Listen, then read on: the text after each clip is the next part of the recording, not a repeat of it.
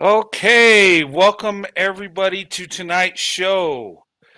All right. All right, we got some people already coming in. I want to welcome you to tonight's show. We're going to talk about uh, interracial relationships in marriage, how to make them successful, and, the stereotypes, misconceptions when it comes to interracial relationships, between black women and white men. And also we're going to start off with talking about black women hairstyles. Okay, I got a slideshow of the different hairstyles. I don't have all of them, but I think I got 5 of them, and we'll talk about it. And also, I got a news clipping or a news report of the Crown Act. If you guys heard about that, hair discrimination within the workplace when it comes to black people with braids and different hairstyles, and how they had to change its laws and stuff. And I didn't know this was a thing, until I started seeing it on the news, and it was even a thing in New Mexico. Um, but we're going to talk about that, and then we'll have a good show, and you know and maybe we'll open up the panel. I'll see what my wife thinks, but if I don't know you, you ain't coming up. Okay, I don't got time for trolls with my wife on here, so I have to know you. It's nothing personal, but um, we want to keep this, a good show and stuff. And anyway, let me put up the disclaimer. I keep forgetting. All right, sorry guys. Let me put this up here. All right.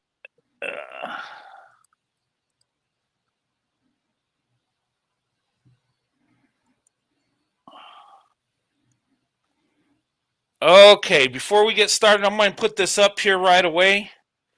Um, this here is the copyright disclaimer. Okay. Well, let me put it to where you can see it. All right, that's the Copyright Act of 1976 under Section 107.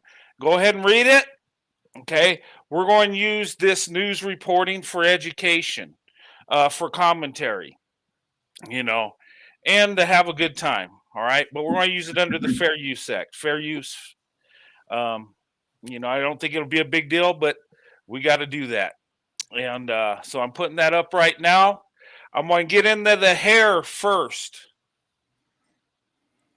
Okay, I'm going to talk about hair before we talk about interracial relationships. We'll put that after we talk about black women's hair, different hairstyles, and, but anyway.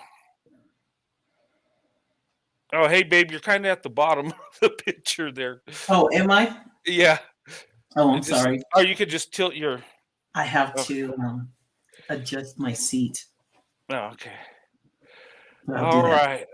Oh, that looks good. All right, guys, I want to welcome you to the show, and got my wife Sandy tonight. Hi, everybody. How you guys doing? Yeah, it's always fun having my wife on. She don't come on all the time, but at least once a month, and we always have a good time. I tried to pressure her to do her own show, but no, but she's good coming on and stuff. I always enjoy it, and I know you guys enjoy seeing my wife up here. I have the best wife in the world, hands down. So I'm very blessed.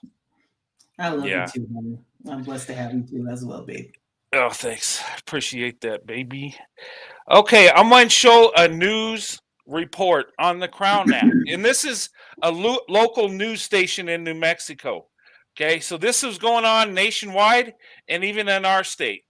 And I didn't find out about it till I started hearing it. There has been hair discrimination, in schools and in employment, in the past and stuff. I think it's changed. Where I work, black women can wear whatever hairstyle they want. There ain't really, as long as it's neat and looks good. And that's across the board, you know. But some places, you know, had different standards through time, and some people found black people's hair offensive, and maybe it's some racial issues they have, or you know, just didn't like it. I don't know, but it was an issue, and I think they've resolved it. But you can let me know if they have. But I know they've changed the laws nationwide. But let me give you this news report. We'll watch it, and then we'll talk about it, and then I'll show you a slideshow of different hairstyles. So without further ado, counselors also voted to. Okay, and I want to give a shout out to News 13, local news station in New Mexico. Okay, council approves ban on hair discrimination. This is in New Mexico, guys. So, but anyway, they're going to talk about it, and we'll watch it. Tonight, city councilors also voted to outlaw discrimination based on a person's hair. Councilor Lancena introduced the Crown Act following the lead of communities around the country. It addresses a problem many black women say they have faced, the attitude that they should change their natural hair. Black women are 1.5 times more likely to be sent home from the workplace because of their hair, or Black women's hair is perceived 3.4 times more likely as unprofessional. The act prohibits workplace discrimination based on hairstyle as well as headdresses worn for cultural or religious reasons. Right now, similar measures are being considered at the state and national level. Also tonight, councilors elected Cynthia Borrego to serve as council president for the coming year. Borrego represents District 5 in Northwest Albuquerque. She will take over for Councilor Pat Davis, who led the council in 2020. Okay, sorry that was quick. I think I uploaded the wrong one, but they were talking about the Hair Act. But as you see, in our state, they had issues with hair discrimination. Okay, let me see if I could find the right one. Sorry, guys, I got so many of these videos, but let's see. There's one I really wanted to show you guys. Let's see here.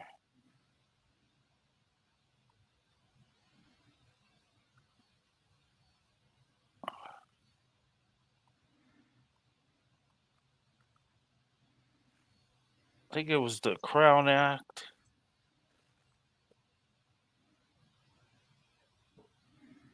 Yeah, here it is. Sorry.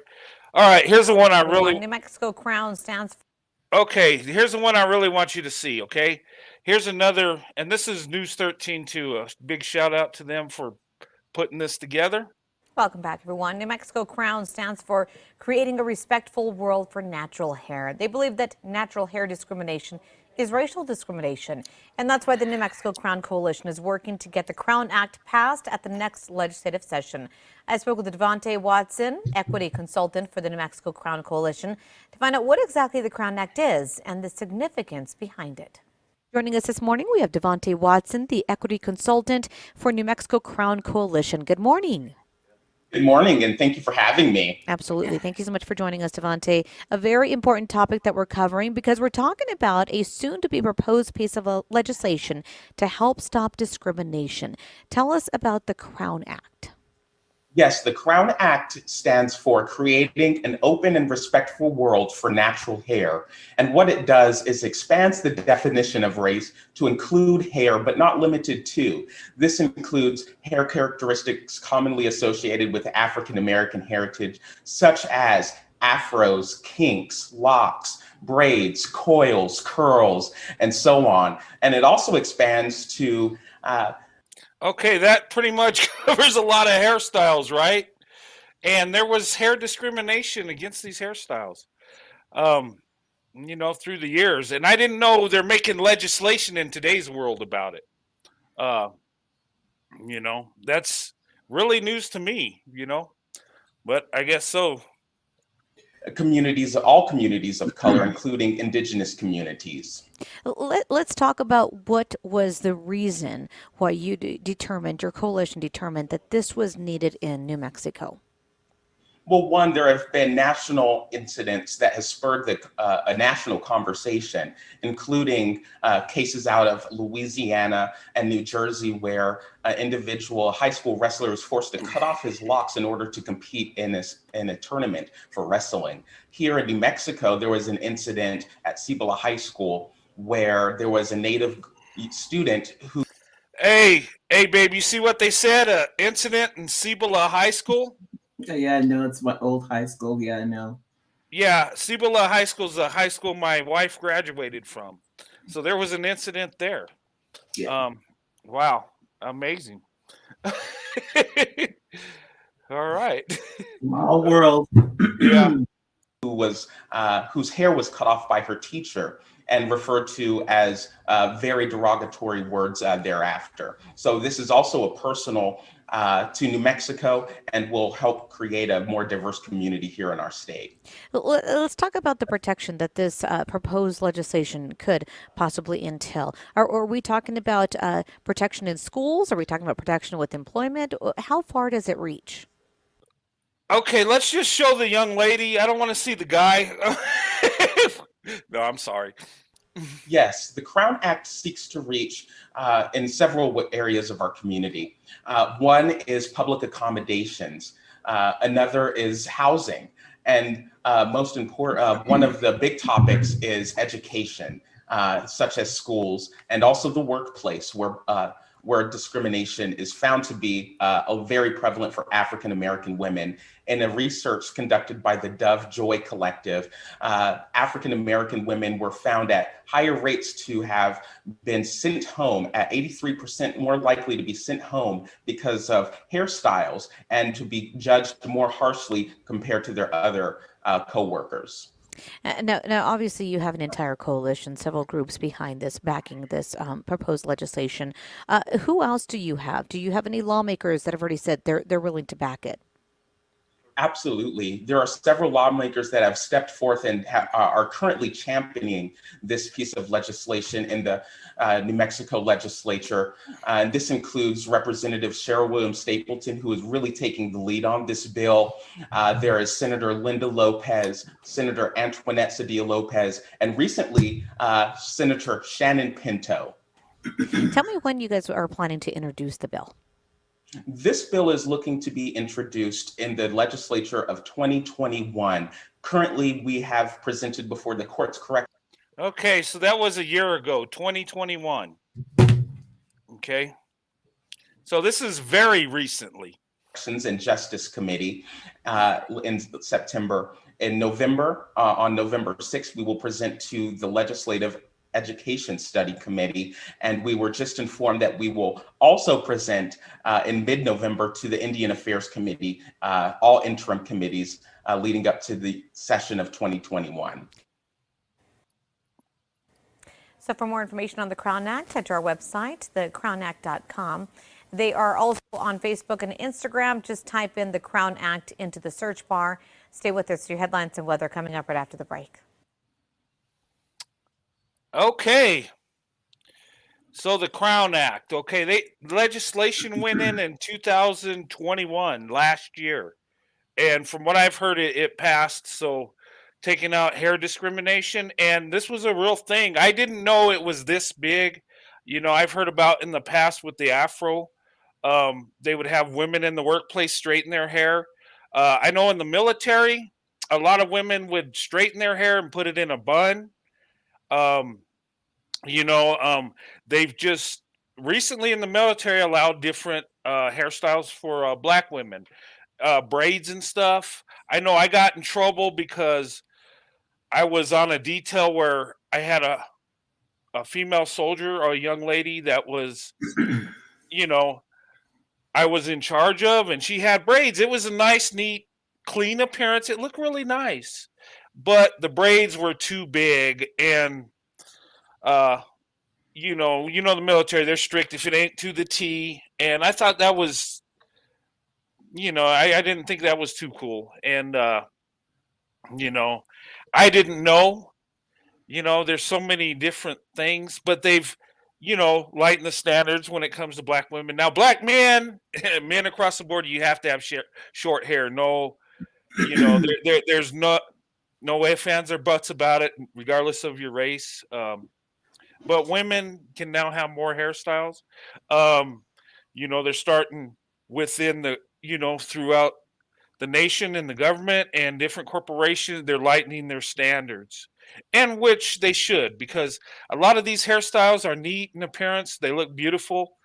Um, I think it was just like a Jim Crow mentality when it comes to someone's hair. Um, because we have different hair textures, black people and white people.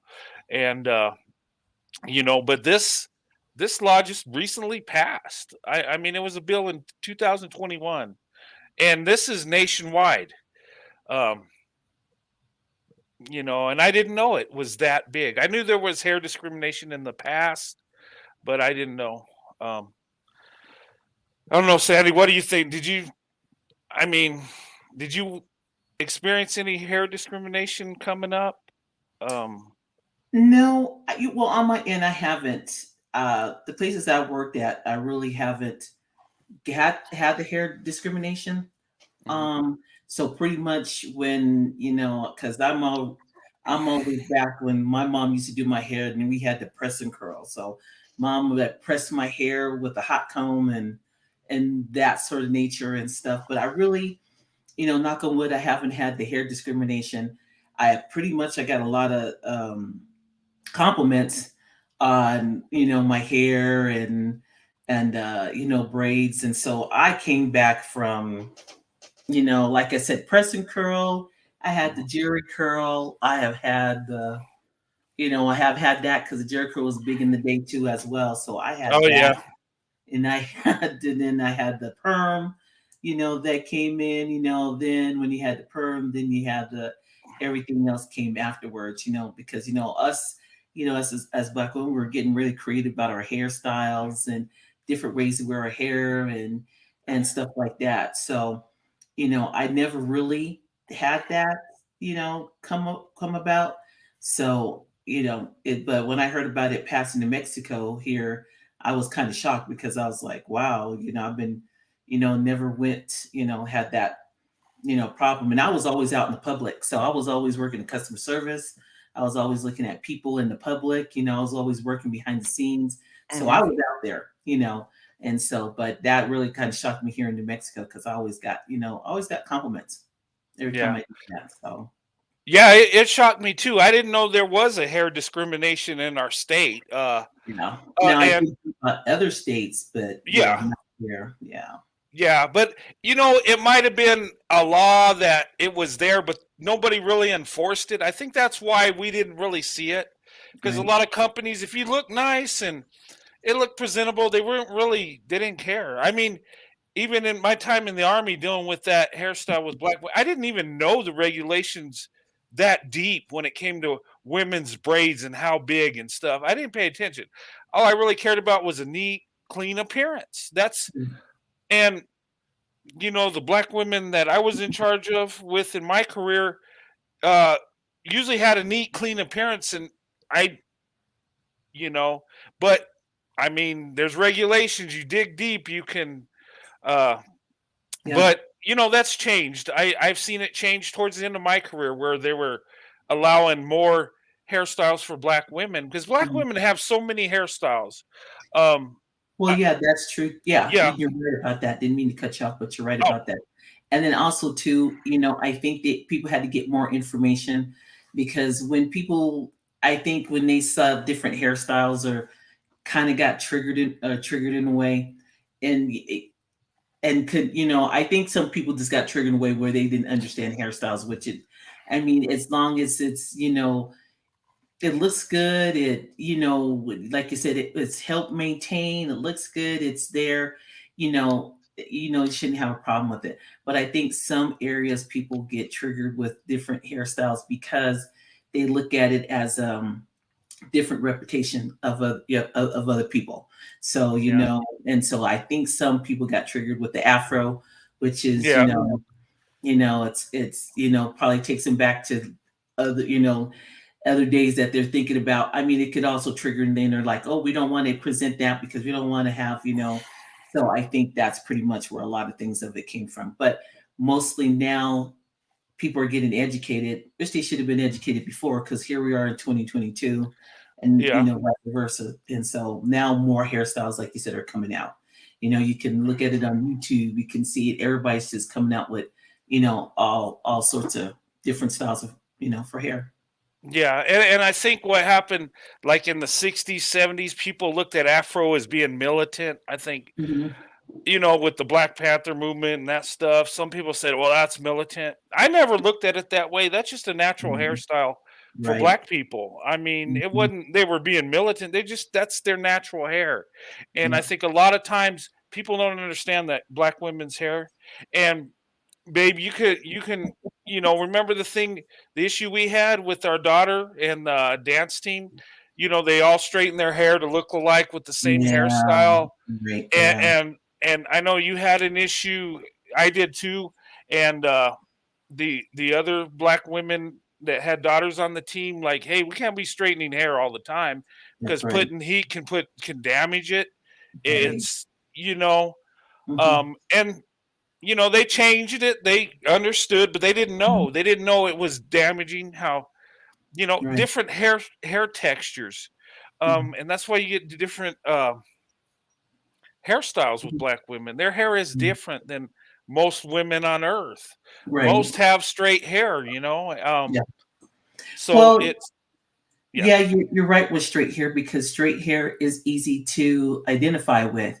Oh, Yeah. wow, you got straight hair. It's straight, it's wavy, it's curl. Okay, yeah, you can identify that with everybody else, every other woman of non-colored, that you can go ahead and apply that to straight hair, wavy hair.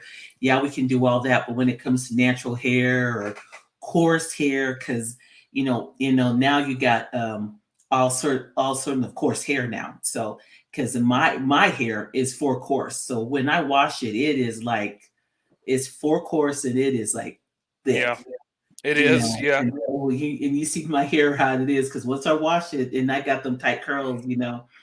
and it's it's like that. But everybody can identify because it's easy. So us as Black women, we're like, okay, well, we're trying to go ahead and get do our job, do this, and then we go ahead and get our weave done, and we mix it Mhm. up a little bit. And sometimes we don't always want to go ahead and look like that. Maybe we want to go ahead and put some Afro puffs, or little pixie braids, or whatever that we're going to go ahead and do, and just roll out like that. It doesn't define our work ethic. It doesn't do anything of that. It's just how we want to go ahead and consider ourselves and how Yeah. we feel at that time. So I think, like you said, with straight hair, it pretty much is just like easy to, Yeah. easy to people to identify with. Yeah. No, and that's right. And a lot of people don't understand Black women's hair, and I didn't till I married you, and you educated me through I time. And educated you on that. Yes. Yeah. yeah, and there's so many different styles. I Yeah. mean, I and they're beautiful styles. They're unique. Black women have a unique hair texture. It's Mhm. beautiful. It's different, and that's what sets Black women apart from other women. It's different. Yeah. It's and Yep, it's much different than coming out from. We come a long way from the hair comb, because the hair hot comb was just like hot comb was yeah, no joke. Like everybody's sitting there talking in the chat. Yeah, I mean, if you the didn't hot sit comb. still, if you didn't sit still, my mom would, if I didn't sit still, and I would have it here, I would have it here, I would have it on the back of my neck. And so if it wasn't, if my mom didn't have, Vaseline or anything else, either the little burnt that I have is either was used with Crisco or butter. It was one of the two to go ahead and do Crisco. it. And so it's just, but the hot comb we have, I remember getting ready for church. I would wash my hair. I'd have to get up in the morning. My mom would have freshly pressed my hair, have it curled and everything, and ready to go out the door, because we would be at church all day long, and my hair would, And sure enough, my hair would be like that all day. And so, but yeah, we come a long way from what we have. Different, just a lot Yeah. of things that we have to do. But which is good because we love our hair. We love changing the things that about our hair because we go into different phases. We want to feel good about our hair. We want to do what we can, what we want, what our hair is, and just go out there and feel good about ourselves. And I think we should. We had a long way coming, so Yeah. you find it a lot. And yeah, and I love black women's hair. And babe, when you get your hair done, it's like a surprise, and that's like the fun of it. Yeah, And I change it up every time. yeah, you do. Yeah, and it's neat. You can do that. I mean, it's very Yeah.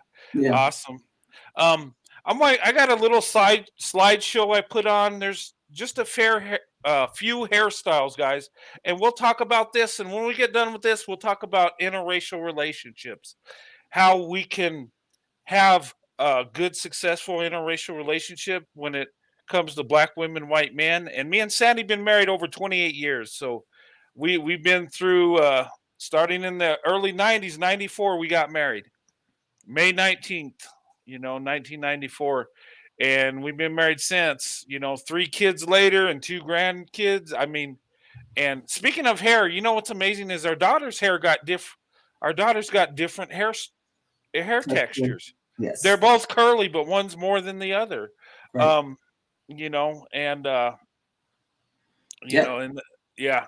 So, we've had, I know Sandy's, have her hands full taking care of the girls' hair, and I tried one time, and it was a disaster. I tried to do my youngest daughter's hair, and then my oldest daughter had said, "No, Dad, that ain't it. That's not how you do it." And I was like, "Well, I tried."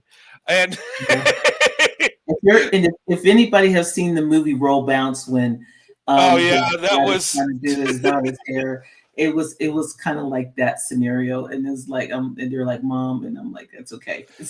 Yeah, because I tried to put it like in a bun, and our girl's hair is really thick, and it's curly, and our youngest daughter got curls, but they're longer.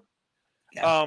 And her hair grows like crazy. I mean, her hair's like past her butt. It just keeps growing. It's like, and I had to trying to take care of it. No, I tried, but it was a disaster.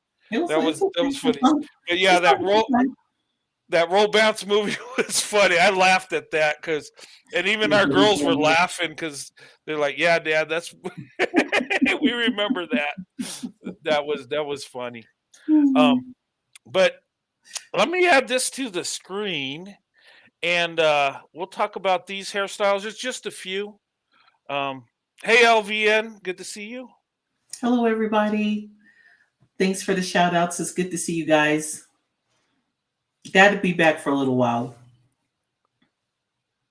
Yeah. Okay. All right. I'm starting it. Okay. I'm getting ahead of myself. Okay. All right. Here we got like the afro, the natural look. Mm-hmm. Okay. We've seen more of this in the 70s, but we still see it every now and then. I know when you get your braids out, your hair's like this, real thick and beautiful, and I just want to touch it and play in it. But they say, why do white men got to touch my? Well, hey, it's just in our DNA, I guess. When I help my wife take her braids out, I just want to touch it. Yes. But yeah, but we've seen this look, Mm-hmm. Yep. The natural look. Okay, and here, sorry the pictures are a little bit bigger, but she's got box braids. This is a beautiful hairstyle. I love braids. I mean, that's my favorite. My wife knows that. But here's an example of box braids. And braids look very nice on black women. I know white women have done braids, and some look good, some not so much. But nobody, can display that hairstyle like a black woman. Seriously. I mean, but and this hairstyle, Sandy, wouldn't you say this is probably? Yeah, I believe this one is a sorry, excuse me, it's the box braids with the goddess look. And Uh-huh. so, they braid the hair kind of like what pretty much I have, and then Yeah. you pick out another hair that has a wavy beach. They have beach curl, they have Caribbean curl. So then once they go ahead and they braid your hair, usually she'll braid the hair in with the braid, so it has like the goddess look, you Yeah. know. Yeah, it's on like that. it's braided So, and curly on the ends. right, right. So Yeah, that's yeah, this the is a really yeah. nice look. And different sizes of braids. I know you've had the Mhm. big braids, the little micro braids. I like the micro braids, but those Those cost more because it's a lot more work, but they yeah, look really nice. yeah, Um, they do. Yeah, they do. And I mean it. And as far as when we do our hair, a lot of us do our hair doing seasons, depending on yeah, the season too as well. Because sometimes we don't always we wear pretty much braids. Some of us wear braids in the summer because it's easy to take care of, not so hot. You know, um, Easy to do things if we're traveling or going to work or anything else like that. Braids are really good or just easy to deal with and easy to go by. Now, especially with that look too, as well. So yeah, that's pretty much like the box braids with the gossip. But yeah. yeah, I different like. seasons. Yeah, I like this style though. That's a unique style, Mhm. and I always liked braids with beads in the hair. Remember that was a big thing. Yeah. We see it still, but I mean, the '70s that was big. I remember when I was in school, and back in the '70s, I remember in middle school, I was like, I fell in love with the black girls because they had like neat hair, the Yeah. the braids and the beads, and Mhm. Yeah. I Bees and I know everything. one girl I went to school with. She was like, "Yeah, next week I'm gonna get blue beads," or she would Yeah. just. And either her mom was really great with hair, or they had plenty of money because she always had the hairstyle she said she's going to have. And I mean, it was very well done. I Yeah. mean, Yeah. It was, yeah, that was the thing back then. Well, I think when I razor back then, especially when you saw and like I said, I'm old school. When I think when Peaches and Herb came out, Peaches had her hair, yeah, um, Patrice Rushen, yeah, things like that. When we saw their hairstyles like that, everybody was like, "Oh yeah," oh the yeah, braids were in and stuff like that. So, it was. Looking back at that era, it was, it started back, back then, but a lot of people weren't doing braids, or you had to go to, a lot of people weren't doing them braids, like, especially here in New Mexico. They didn't, we didn't have a real, like, person that did it on a basis. Like in certain states, I guess, they had people that were braiding hair back then, but it wasn't a big deal like it is now. yeah. So, I you have that. yeah, I know the braids were a big thing when you talk about Peaches and Herb and Patricia Rushin. That style was in. It was big. Even Yeah. Bo Derek put braids and beads in her Yeah. hair, I and remember that. that was. Yeah, Yeah, and that was a big thing. that Even was a big thing. even Yeah, white women were doing it here and there. yeah, Yeah, but yeah. that was a big deal. But anyway, let's move on. Let's see what other hairstyle we got here. Okay, the weave. Okay, she's got a weave in long hair. Um, Mhm. with the weaves, the sewn in hair, and this is a hairstyle white men don't know about. we just don't. I didn't know till I married my wife, right? And I interracially dated, and a lot of times this is why black women don't want you to touch their hair. It's sewn in, um, you know. Right. But I mean, weaves look good. I don't understand why some guys are so crazy about weaves and get emotional and attack black women for their weaves. I don't. I never had a problem with it. I mean, Mhm. the only thing I don't like about the weave is it don't last as long. And Well, maybe that's because your hair grows fast, but it does look right, good when you do it. right. I mean, Well, uh, your hair does. I rather do the weave. The sew in. Yeah, like Michael, like Michael Ray said, the sew in, the which is sewing, that, yeah, and that is just I rather do that than bonding. the glue, Oh yeah, because with the sew-in, yeah, your hair does grows out. I think it just gives that, if people do put heat on their hair, or they flat iron it, or they go ahead and they straighten it, their real hair, doing the weave just kind of gives their hair a rest for it to grow, and just to go ahead and get healthier and stuff, stuff like that. Because when you do a sew-in, it actually does grow your hair out. Now you yeah, can get a sew-in. You could go back and go ahead and have your beautician tighten it up, which they will. They can tighten it back up for you, oh, and okay, wash your hair, curl it, straighten it, and you wouldn't even never know the difference. That you would think it is a whole new weave, and actually it's the same weave that it was. So because all it is just, you just wash it, shampoo it, just like doing your regular hair, and just go from there. So, but the bonding, I don't like the bonding. The bonding is just like a fast, if somebody's looking for like a fast hairstyle, and they bond, and they do put a cap on it, and then they bond and kind of make their own. But yeah, putting the hair glue on there, yeah, that's because some people yeah, don't like it because it itches and stuff like that. But yeah, I rather do the sew in instead of the bonding. yeah, and Mhm. that's a hairstyle us white guys don't know about, and Yeah, you know, and I'm not saying we don't know about it, but if yeah. you haven't been interracially dating, for a number of years, Mhm. or you're married to a black woman, you're probably not going to know about it. I was always amazed how black women can go from short hair to long hair. I'm like, man, black women grow their hair fast. I Yeah. was just, Now you, you know our secret. now I know the cat's out of the bag. I know the Yeah. secret. No, Yeah. Yeah, the sew-in does hurt for a while because they put it in tight. Because once they go ahead and they put it in, it is tight for a while because but then it grows out. After pretty much it grows out, your hair feels a lot more bare because you got some breathing room.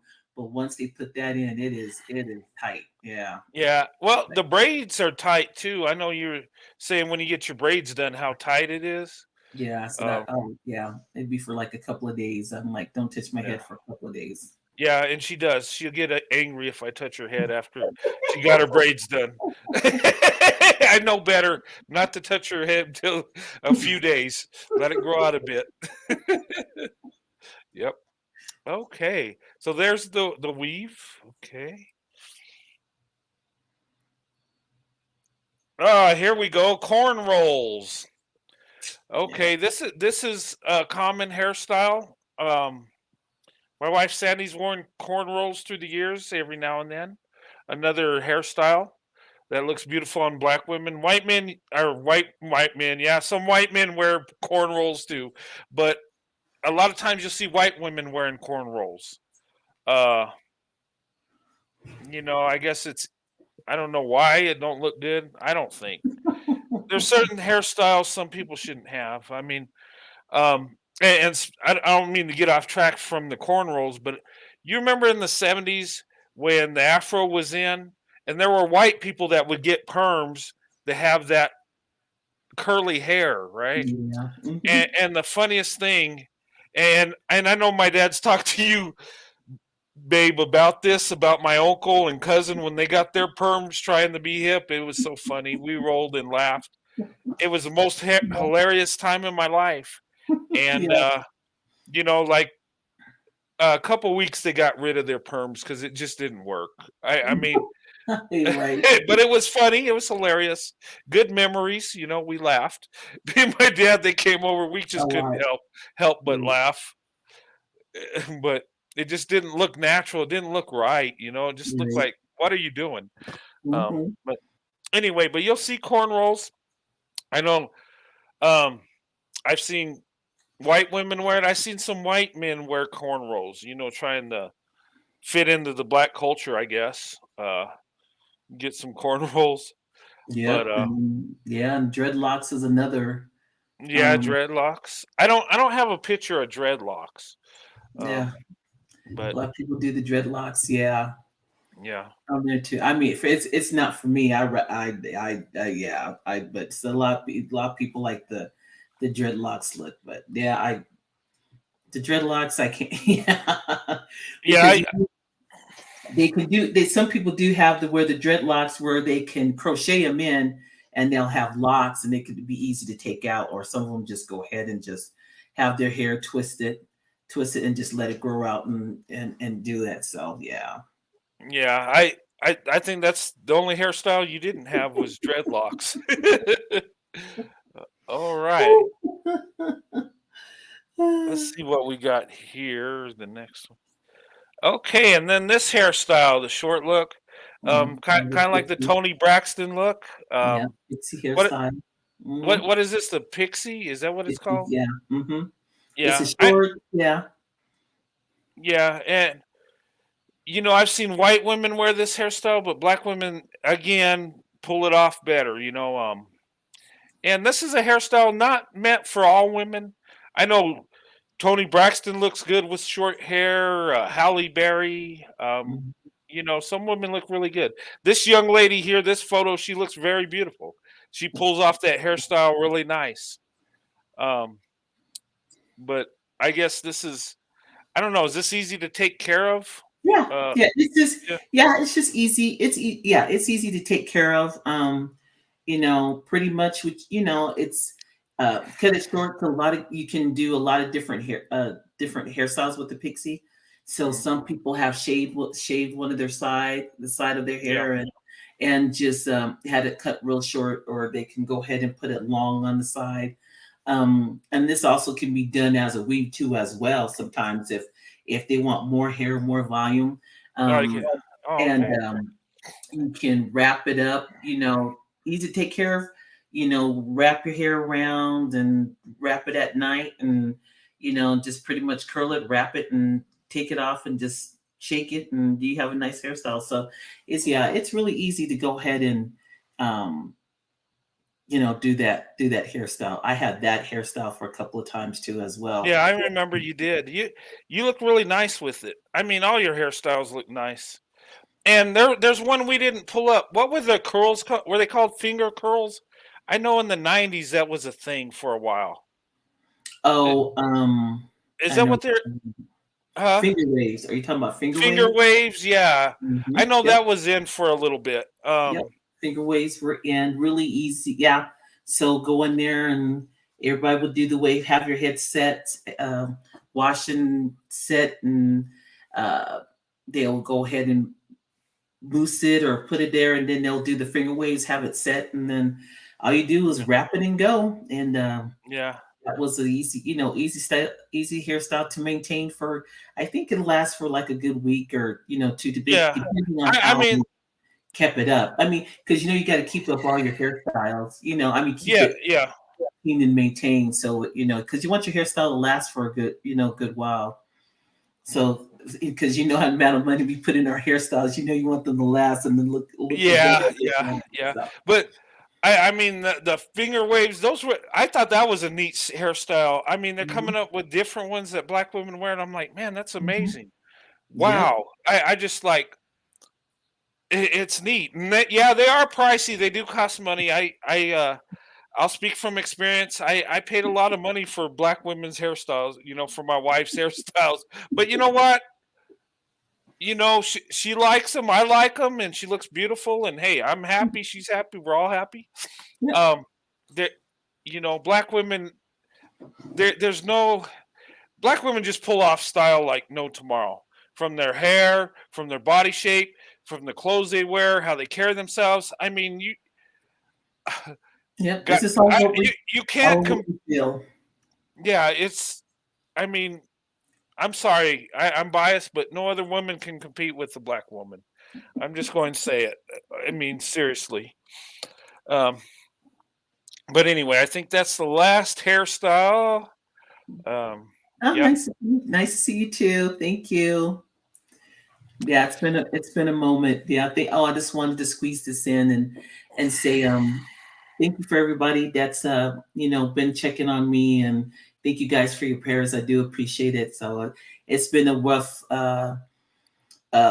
month and a half, and still with baby steps and trying to get through everything. So I appreciate all the prayers and you guys checking up on me, because Brent has let me know. You guys have been checking on me, asking about me. So I appreciate every, the prayers and everything. So thank you so much, for checking on me and the prayers for me and my family. So I appreciate that. Thank you. Yeah, and yeah, it's been a tough time. I mean, my mother-in-law, well, I call her my mom because um, there's I Yeah. just such a loving person with great character and just, you know, she'll be missed. And Yeah. You will be. Yes, she's yeah. here in spirit though. But yeah, she Oh will be. yeah, most definitely. But yeah, so it's so thank you. I appreciate that. Thank you guys. I appreciate that so much. So Yeah, and that's, a reason why, Sandy hadn't come on for a while, had the grieving stage. But it's yeah. I love doing lives with my wife. It's just fun. It's awesome, and Yeah. we we do pretty much everything together. The times we're apart is on my job. When I go to work, she's not there, but Yeah. I mean every other time we're together, and that's I'm telling you, I even to this day we've been married so many years.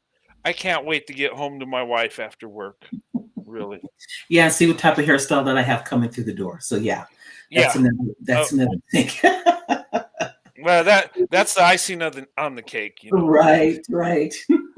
Um, So yeah, with the different type of hairstyles that we can go ahead and pay with now, it's just on every time that you go to YouTube or you see even with different hairstyles, we're also looking at different colors too, because now color is really in, on certain occasions. So color is in, everybody's just being really bold on what they want to go ahead and do.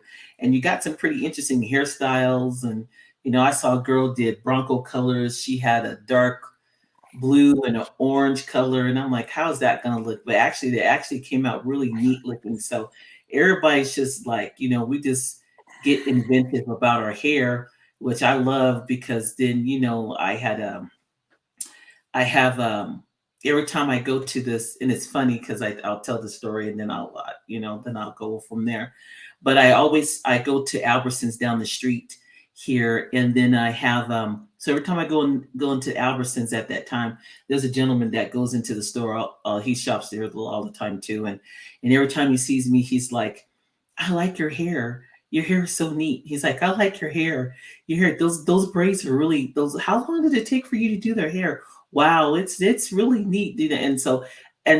Some people are just really amazed, and then you have some people like, "Oh, those look really nice." You're like, "They're," and then when you tell them how long, it's like, "Wow, you sit in the chair for that long?" I'm like, "Yeah, we're used to it already." So we already know we yeah. prepare ourselves already to sit in the chair for hours, because we know how long it's going to take, so we're prepared for that. So we always know what we're going to go ahead and do with our hair. But yeah, yeah.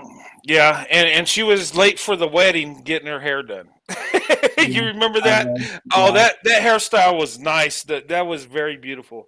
yeah. Um, Here's that I took mean, a long time. what did it take, like 16 hours or something crazy? But No, I mean, she was supposed to have done it in 6, but it took a little bit longer than what yeah. expected. Yeah, I mean, you weren't really late. It was like what, 5 or 10 minutes. But I yeah. I I I, like I it. know I was standing there and my dad was messing with me. Well, maybe she got her senses together and decided not to go through with it. And then your uncle was standing next to me saying, "Yeah, don't worry, she'll be here." It was like, yeah, it was a Yeah, good time. It was, yeah, right. Yeah. So, but yeah, with the different hairstyles we have now, yeah, it's always and it's always nice to go ahead and change it up, just depending on how we feel. So that's a fun thing about it, that you can change it up however you feel and whatever you feel like, and just do what you want. So we just have that ability to go ahead and just do that, and it's refreshing, because we always want to try something different, try something new. So,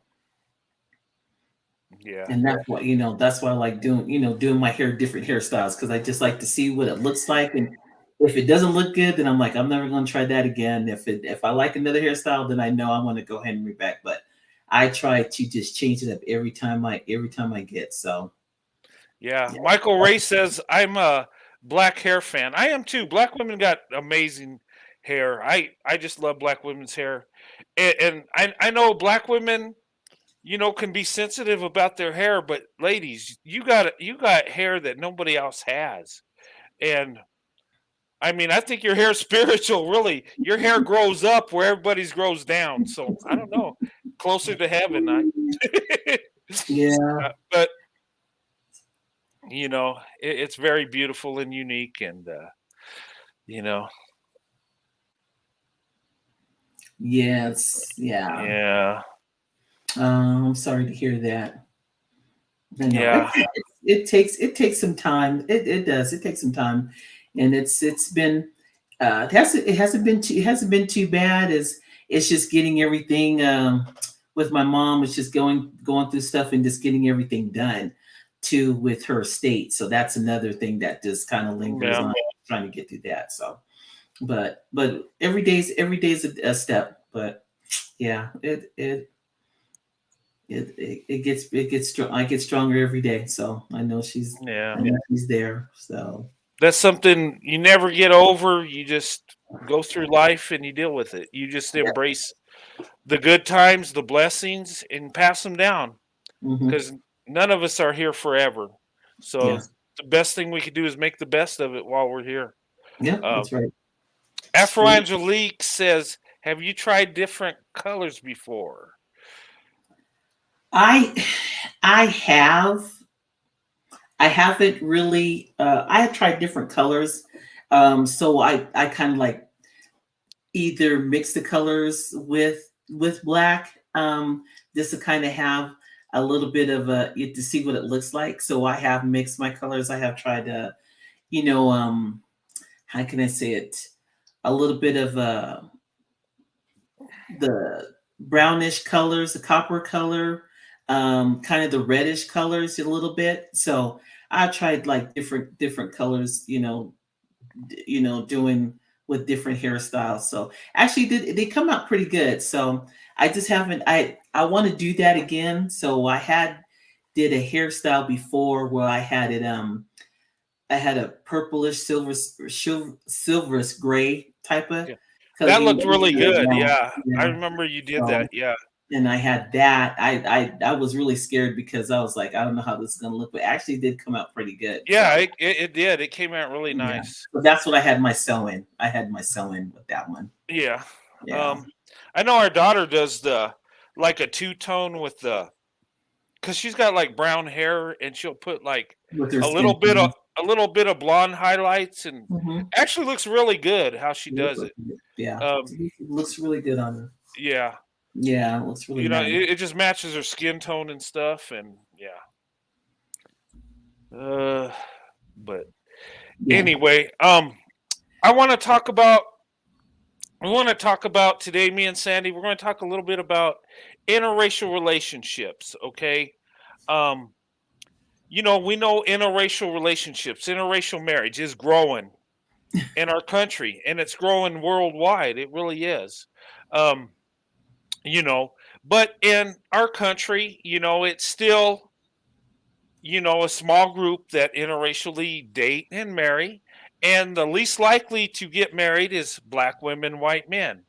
Me and my wife Sandy, we're a minority in our country. We really are, but we're fastly growing.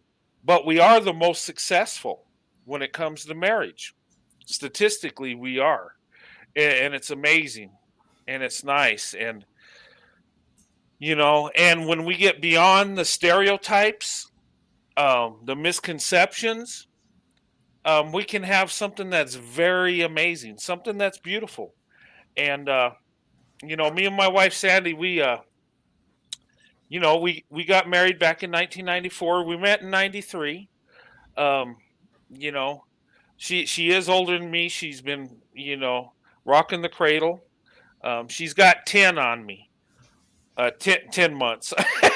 we, the, but anyway, we're born the same year. We're the same age. She was born at the end of '69. She was born at the beginning of '69. I was born at the end of '69.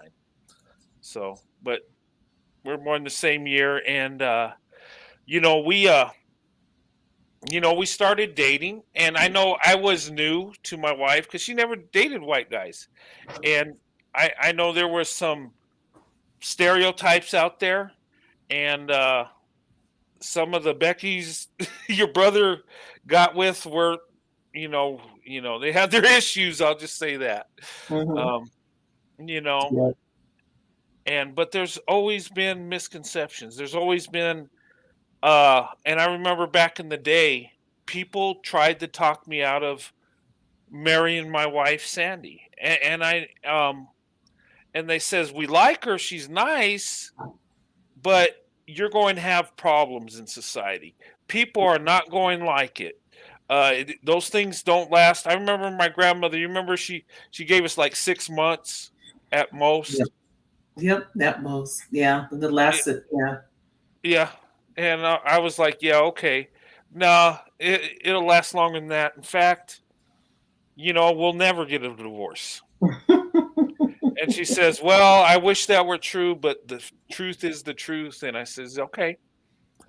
Well, before my grandmother passed, she said, you know what? You're right.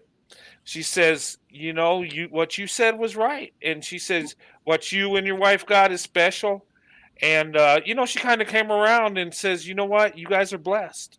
You have true love. And, she says, you're right. She said, you guys are the exception to the rule. And I was like, no, we're not the exception to the rule. We are the rule. Meaning our marriages last longer than others. Mm-hmm. And statistics have proven that to be so. And how we started our relationship, we dated, and maybe it's easier for me and Sandy because, in New Mexico, it's predominantly, Hispanic and white. That's the majority. And, black is what, 2 to 3% in our state, the Mm-hmm. population. I think Albuquerque's 3%. That's the biggest black population. But there's black people all around. Don't get me wrong, but It's growing. it's a small minority. Mm-hmm. And I think it was easy because my wife grew up around white people. And, it came together, even though I was the first white guy she dated.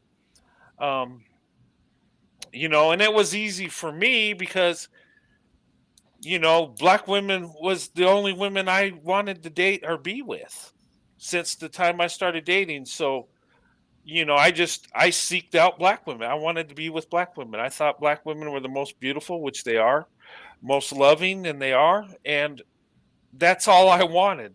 And it wasn't out of hate. It wasn't out of somebody did me wrong or nothing like that. It just, I have love for black women, always have. And, Yep, and that's what kept you curious. This is about that goes in with our hairstyles and everything else that kept you going. Yeah. No, it did, and that's what caught the eye. Yeah. A lot of times people that date black women or marry black women, a lot of times they're curious about black women because maybe they haven't been around black women. Maybe they haven't got to know a young black lady, and then they get to know them and find out that they're actually, they're actually beautiful ladies that, have a big heart. I mean, you'll find those black women that'll kick you to the curb and, but you get to know black women, you'll find out how amazing they really are. Mm-hmm. And what catches the eye, because, it says in the beginning, it's visual, right? You approach someone because you think they're attractive, or, that's usually the first thing. But then you get to know them. It's like, wow. And that's what I learned about black women. Started out with the physical attraction, and then find out, then it went into my heart. It went in, and that's what I really fell in love with black women. You know, it went beyond the looks. It went beyond the beauty. But beauty is what caught the eye, and uniqueness catches the eye. The different hairstyles, that how black women carry themselves, how they dress, that catches your eye, and it's different. Opposites do attract because we're curious about, how these young ladies are, and we're finding out that when we get together in relationships, we have so much in common. It's not even funny. Mhm. And really, we're the leaders of our communities, and we make it work. And me and my wife, when we got together, we knew what we wanted in life. We wanted to be married, we wanted to have a family, and we talked about that before I proposed to my wife. Mhm. So we're Yeah. on the same mindset. And but we were blessed to be in families that didn't push us away from each other based on race. Or Mhm. I had family members that didn't like it, but my immediate family, my father, my mother, they had no problem with it. Mhm. All they cared about is if she's going to take care of me, and Sandy is taking care of me more than I could ever imagine, more than I deserve. But And that's a full-time job. it is, No, I'm because just kidding. yeah, except when I'm at work, then I just get a little break. No, that's it. It's all good. I mean, it's God put us together for a reason. Our families, have been blessed. They blessed us. I mean, it's been with our family. I can't say, I mean, it's just been a true blessing that our families just got along. Our families just got along like they knew each other for years. And so it just made it so much easier. But everybody got along, everybody talked, everybody had conversation. When we get together, and when it was when my family or my mom, talked about Brent, and then he met the other family members, where they were curious, that they wanted to meet him. And once they met him and sat there and they talked to him, like, my cousin Morris, he wanted to talk to you, talk to you. And I mean, it's just was like, okay, well, we understand why, why Sandra loves you so much, or why my mom, loves you so much too. So it was a blessing to have that with our family. So it was, it worked out. So Yeah, and it was. And you know what really made me feel great, what made me feel really good is, my wife Sandy loved me, and she accepted me in. And what was really awesome too is her family accepted me in. Um, you know, her mom, it was like I gained another mom. And I mean, she would. I remember we go to church. She would take us to her church, and she would say, "This is my son-in-law," and it was like mhm. she was proud of that. Like, and that made me feel really good. I was accepted. It was like I was part of the family immediately. And I remember your brother welcomed me in with open arms, even though he messed with me in the beginning. But Yep. That it was was, yeah, yeah, he was a funny guy. But it was like I gained a new family. And the amazing thing is I remember we went, because I got married right when I went in the army. And I remember, when we'd come home to visit, because we live in the same town, right? Um, we would go to either my wife's mom's house or my parents' house, and guess what? They'd both be there.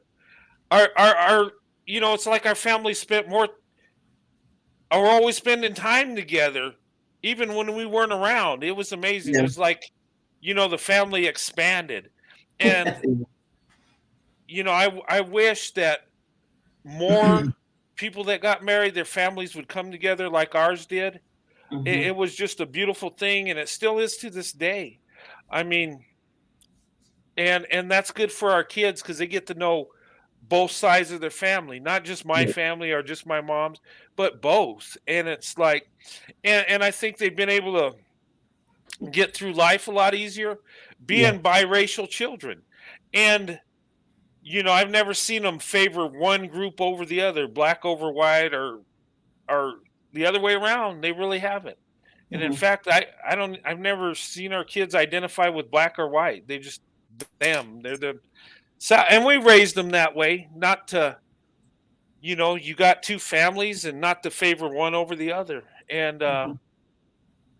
that's worked with us when um but and Yeah. that's one thing they'll throw at you if you're in an interracial relationship. They'll say, well, society don't accept it, but then they'll throw kids in there. Well, it's not fair to bring kids in the world. They don't know who they are. Our kids know exactly who they are. In fact, they're successful. They're college educated. Um, they're doing their thing. They're making a living. They're on their own. They're not depending on us. Mhm. So they know exactly who they are and they know what they're doing. And Right. you can be that whether you're one race or the other, or you're biracial. And the future of America here later on, biracial children are going to be running our country in the future. I mean, with the increase of interracial marriages, it's going to happen. So we need to embrace our children.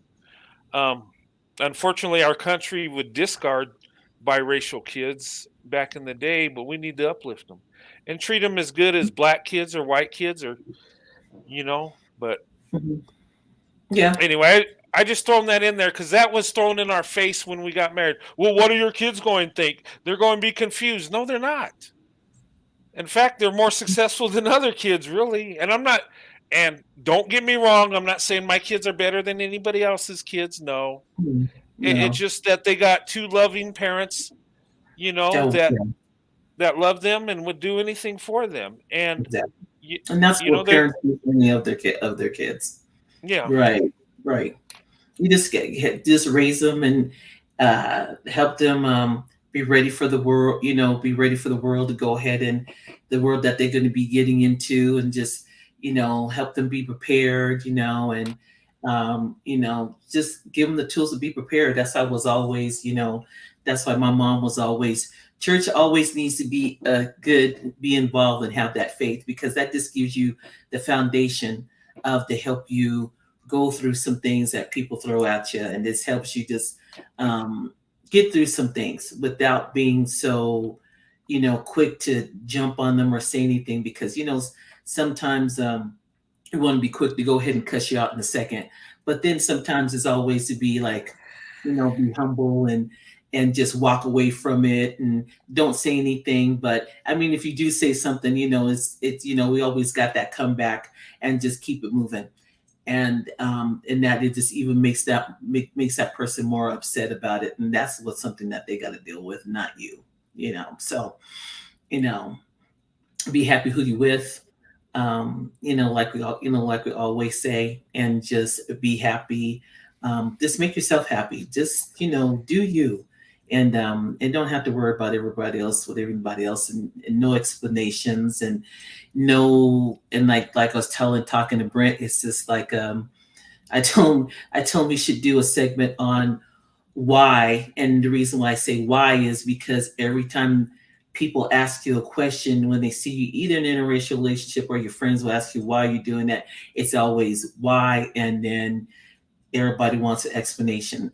And so I told them that we should probably do like a question on that too, a segment on that, because it seems like every time us as Black women step out or go into and think about doing an interracial relationship or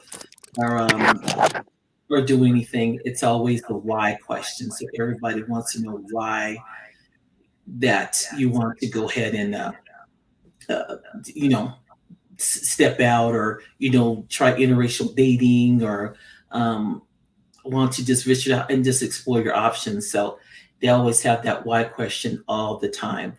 And so I told them we need to do a segment on that and have send us some questions on that and see. But that's always the big thing is is the why. But, Yeah, we ought to have a show on why. Why you know what's funny is, and babe, I know they've asked you this question is and they'll tell me this, and I remember at work time I was in the Army, they would say, "Why didn't you tell me your wife is black? Why didn't you tell me this?" I'm like, "Why didn't you tell me your wife was white? Why didn't you tell me your wife was black?" Well, No. uh, and they look at me confused, like I'm supposed to tell you who my wife is because it's an Yes. interracial marriage, but you don't have to tell me who your wife is. I Right. mean, what's that even matter? Right. Um, Exactly. but um, Yeah. that's kind of funny. People do that. Yeah. Well, that's the first thing that because when people are like that, that's the first. I don't know why it is, but it's I don't know. It's the why question. It's always that. It never fails. It never seems to change.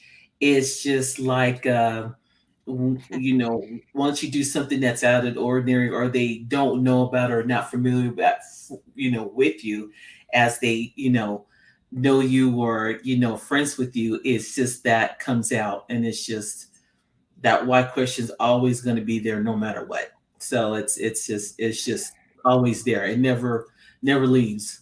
And so so that's why I was just like that. I could tell Brent, I said, yeah, we should do a little segment on that, because everybody's We like, "Yeah, should.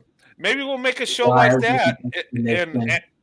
answer questions. Why did you date each other? Why did you do this? Why did you I do? mean, yeah, I mean, I think that will hopefully that will just maybe stop the why questions, but I don't think it will. But Nah, I it mean, never. It it's never very will. interesting to do. Um, But yeah, but you know what's the amazing why is, ask why. Yeah, there you go. uh, Yeah. hey, but what's amazing is our community here. And I consider it a community. The interracial community, and we're seeing more of it. And especially our combination, black women, white men, we're seeing more of that. Me and my wife Sandy are amazed because when we got married, we stood out like white on rice. We stood out like it was like it was something that was different. Oh wow, they're together. Oh my God, he's holding her hand. Uh, y- you know, and we did see it back in the day, but not like we do today. We see it all the time. Remember that elderly couple that we went and ate after church that one day, and it was a black woman and a white man, and they were elderly, and they came by us and said hi to us, and it was like, it's like it was like we Yeah. had a connection. They Oh, were yeah. from a different place in time, like passing the torch to us, and then we Mhm. see the younger generation. We're Gen Xers. We see the Y generation and the millennials doing it. It's like, it's Yeah. like we look at each other, wave or say a few words. It's like, hey, Yeah. that's our community. That's a Mhm. special community we have. Um, and we've had to get out of our comfort zone. We've Yeah. had to choose each other above our family, our friends. We've had to put each other first, and that's what makes our union so strong. That's what makes our love really grow. Mhm. And a lot of times, when we felt the pressure and stuff was going on, what we would do is we would cling to each other and, just love each other more when we're getting more hate. And a lot of couples do that interracial, and that builds a strong bond. It shows that you stand up for each other and you have each other, and a lot of times, and I say this a lot, and and I'll give you a little personal thing on me. I got some issues in my life. I have, and Mhm. I'm going to share this with you. My time in the army, I've had some troubled times. I had a successful career. I retired, but I've had some mental issues. I've had some anger issues. I know and my wife has had to get through that with me, and maybe it stemmed from how I grew up and things, and just my personality and some things going on. But I remember, they did an evaluation on me, and they came to the conclusion that this is what my doctor wrote in my report. and I actually get disability for this, said that I embrace confrontation. He didn't say I like it. He said I embrace it. And you know what? It is true. I mean, I don't like to get in arguments but sometimes I really do like to do that. I kind of like to go there at times. I try to suppress it because that's not the way to live your life. But it kind of goes with the marriage. Sometimes I miss the times I had to fight for my wife. The times that I had people saying things that I could just go in on them and but that can be a problem I have, but it can be a strength too because I can fight for my wife in a heartbeat, no problem. Mhm. But Yeah. but my wife is, I'm pretty calm and peaceful person because of my wife, because of her love, because of her standing with me, getting through my issues I have, Yeah. and we all have issues, and I say that my wife has made me better than I could ever be, and that is a true statement. That is reality. And I see the qualities my wife has in other black women. And there's something special you ladies have. And so many times people don't give you the credit for that. People overlook that or they take it for granted or I don't know why. But I don't take it for granted. It's a blessing. And my wife's a blessing. Um when I prayed for a good wife, the Lord give me that and more, and I love telling my story. Um, and I've been blessed. And I just it- I mean there's yeah, it's okay. Well, I love you too. That's But funny. no, I'm just sharing that with you. And but I mean we got something special, me and Sandy. And and I hate people that attack interracial relationships. I do. I can't stand when people are telling black women you got to be race loyal and this and that. And because I believe people should be able to go where they want to go and be loved. And I hate the fact that in our nation the marriage rate is so low. And I hate seeing black women that would make great wives, that are great women, doing awesome things, not having the top quality man out there. I'm not talking a high value man that's got money and tells you what he wants you to do. I'm talking about a quality man that loves you with all his heart, that puts you first, and due to the the imbalance with black women and black men, a lot of black women are left out there and they got to compete for me. I don't like seeing that. I don't think any woman should have to compete. And I tell black men all the time, you got a blessing you don't even know you have. You got it so good and you're throwing it away because you're taking it for granted. And Yeah. and men, us men of no color, we see that and we're swooping in and grabbing that blessing because we want to be blessed. We want to have a good family. We want to have the blessings in life. And black women, out there, are such a blessing. And, I think it's divine purpose. If you're not going to take care of women in your community, other men are going to do it. Because at the end of the day, we're supposed to come together as men and women, get married, have children, and live our lives the best we can. And we're supposed to pass that on to generation. But unfortunately, we're living in the here and now, and what feels good, that's just what we're doing. And we're not valuing the women in our community. And when I say community, that's all communities, really. But if I want the best for me, it's black women. It and not just how they look, but their heart, their character, and their perseverance. I mean, you ladies are so resilient. My wife's so resilient. She's college educated. She's got it together. She had it together before we started dating. And I seen that as a blessing. I seen that as like gosh, I got to marry her. She's beautiful and awesome. And, I just, it wasn't long before I dated my wife. I wanted her to be my wife. I didn't waste time with that. And No, she'll, you she'll, didn't. she'll, she'll tell you. And you know No, what? I worked 3 jobs and I always had time for my wife. I was beautiful. half sleep. I was like the Walking Dead because I was And so you have tired, to, you but I were, found, I found time. And, yeah. It was all yeah, it was all good though. But I understood, and then at that time, at that time, coming from because I was I had lived out of state and I was getting back home due to my father being sick and um got back home and was there with my mom, to help her out and be there for her too as well.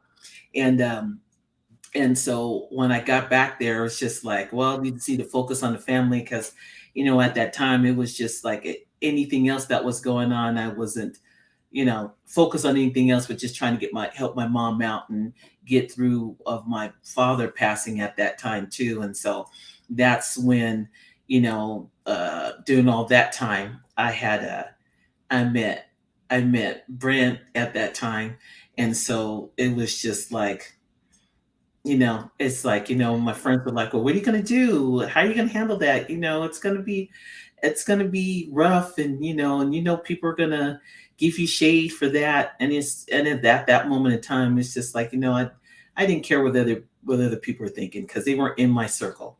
So, and they weren't, in my family. Now you could be my friend and you could go ahead and you could give your opinion, but you give your opinion, but it doesn't mean I have to go ahead and take it. So it's pretty much basically my decision. So once I made that decision, and here I am with my husband 28 years later, and it's been, and then we've been going ever since, and it's been good and it's been a blessing. And I can't, say it enough. It's just it worked out. God blessed us, and we're here just to let people know, explore your options. And it is hard to step out that box sometimes because us as Black women, we have, we've been like you said, race loyal. We say, okay, this is how our family was. Go on.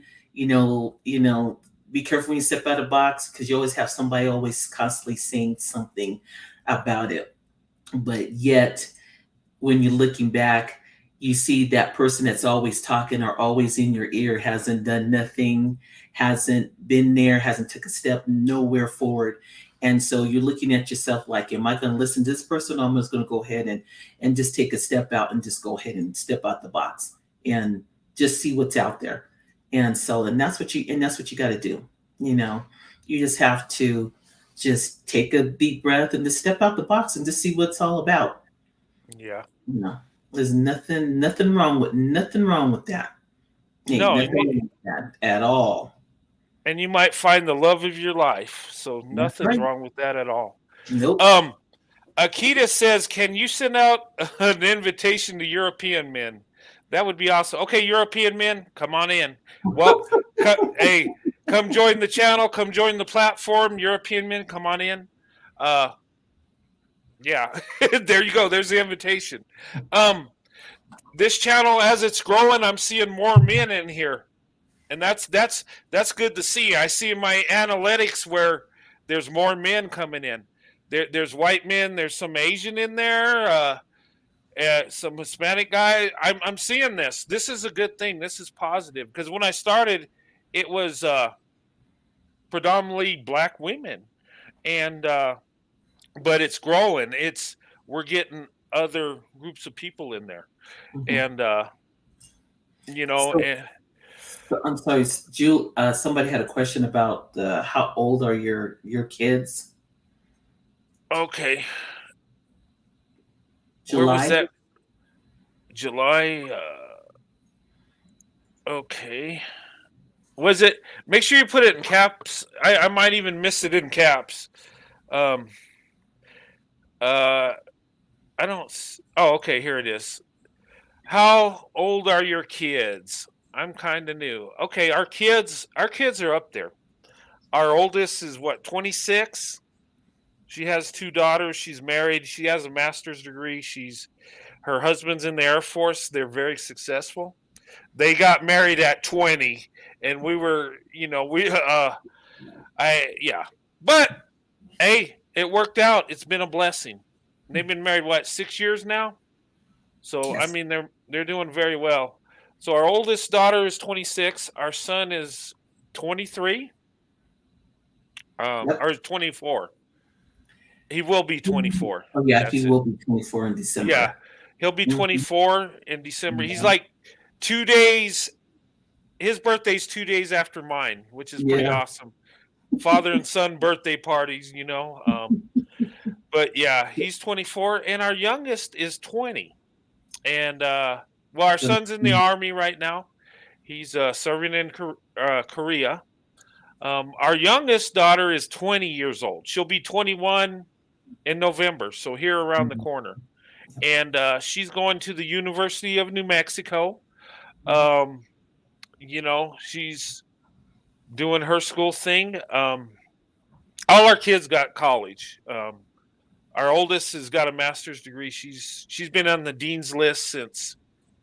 I mean, she went to University of New Mexico, New Mexico State, Arizona State, and been in the dean's list in all 3 of those universities. So I mean, I don't know where she must get that from my wife, because I'm not that smart. If I got a C, we'd throw a party, right? But Yeah, she's meaning you in the background, so don't get it twisted. yeah, well, when it comes to some things, she's like yeah, you, yeah, she's got the mindset like me. She's crazy like me, but she's got it together. Yeah, but doing very well. So yeah, our kids are in their 20s. We're in our 50s. We're middle-aged people. We've been around the block when it comes to interracial relationships. And I'll tell you, ladies and gentlemen, I was dating black women when I was 16, back in 1985. And there are only 2 white women I dated my whole life. And I'm 53. So that tells you how much I love black women, right? And I dated these white women out of guilt, out of obligation, because somebody told me I was wrong for being biased towards black women. But I just, after that experience, I said, you know what? I am biased. I'm going to live with it and embrace it. And that's it. But yeah. But yeah, our kids, they're older, they're adults. And I tell people, I say, you know what? You're interested in somebody of a different race, give it a shot. You might be surprised how much you connect with each other. You might be surprised how much you're alike. Me and my wife are almost identical, really. If you look at us on paper, it makes sense we're together. It really does. Now, if you look at us, she's black and I'm white, some people say, well, that's weird. No, it's not weird. It makes perfect sense. We're both leaders in our community. Thus, we're leaders in our family, and we make it work. Hey. Okay, since you're getting so many men, maybe we could try a dating show again. Yeah, that in. I would love to do that again. That would, you know what? Yep, she slipped that in.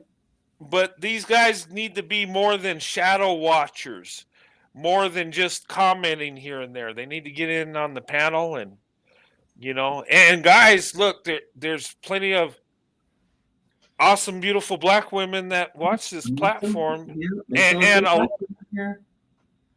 lot of these black women are high-profile black women. Yep.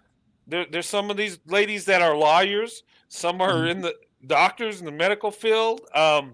Great group of women. I got to know some of these ladies, and I'm like, wow. When it comes to success, I mean, they got it together. And and some of the ladies are housewives and been married for several years too. we got a whole, a whole deal of economic levels when it comes to the women. The men too. We got simple white guys that watch it. We got some that are very successful. And that's our society. Get to know each other. Get to know each other. Ask questions. Get to know each other. Yeah, that's how you do it. Because there's nothing wrong with there's nothing wrong with asking a question. Not even a dumb one or a smart. It's just nothing wrong with it. It's just you just getting to know somebody and putting yourself out there. Like my husband always talks about. Yeah. Get out of that comfort zone. Yeah. We're going to close this here soon. I'm going to allow for a little bit if you want to come on and ask a question, but I want to make it brief. I gotta go. Or if you have a picture of a nice hairstyle that you like to go ahead and share with that, you can do that too as well. Yeah, right. But I'm going to have the panel open if you want to come on. And like I said, if I don't recognize you, I'm not bringing you up. Okay. So there it is. But if you want to have a question before we wrap this up, it's there for you. After you are ready.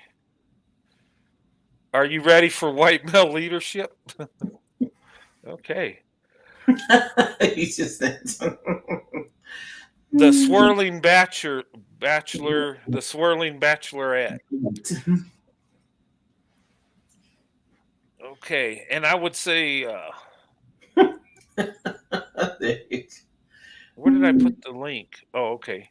Let me put it up there for a little bit. If you want to come up and ask me or Sandy a question, you can. I'll give you that time. And also you can, if you have questions for me and Sandy, you can send me an email. Okay, here's what's on your mind. Hey, young lady.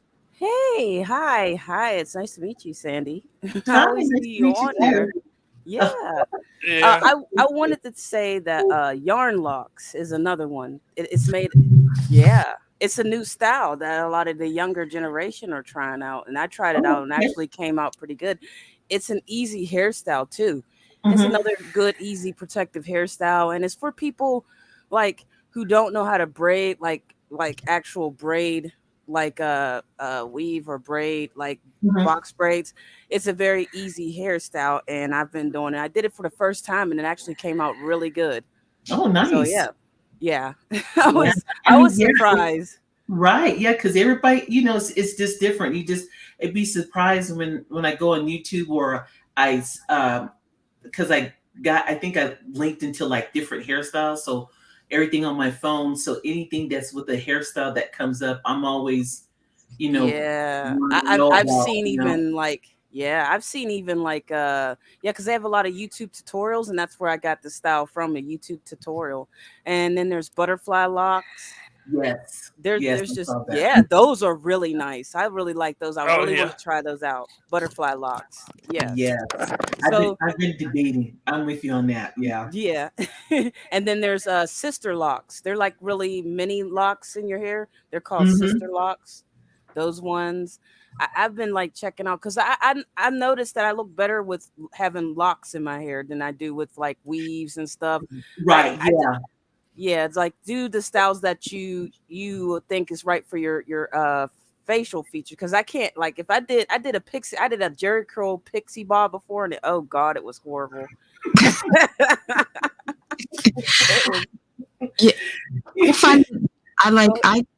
I don't have like my hair. I'm losing my hair, so I've been experimenting with like wigs and stuff.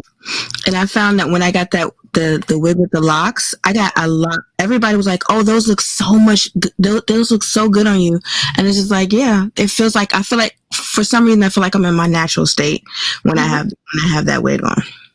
Yeah. Right. Yeah, because it's just like she said. It's just if you know your hairstyle, and that's why we try different hairstyles to see what works or how you feel, or because we can always grow it out. We can always change it. We can always either, put a wig or something. We can always do something.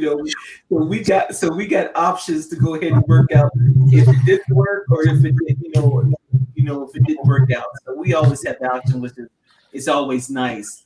But yeah, we always try to go ahead and have a Yes, hairstyle definitely. out there. Yeah, because I learned the hard way that any hair above my chin is not for me.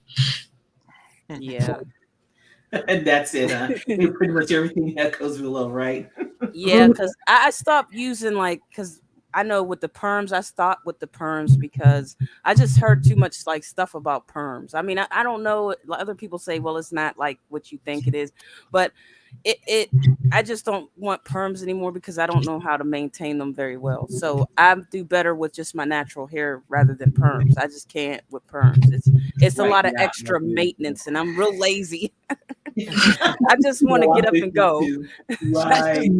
Instead of having to put all this pink lotion or whatever stuff in it to make your hair moisturize, because perms dry your hair out and all this. And it's like, no, I don't want all the extra stuff to get the different styles and the foolishness and head wraps and and don't let the new growth come in when you got a perm. Oh God, that's even worse. It is.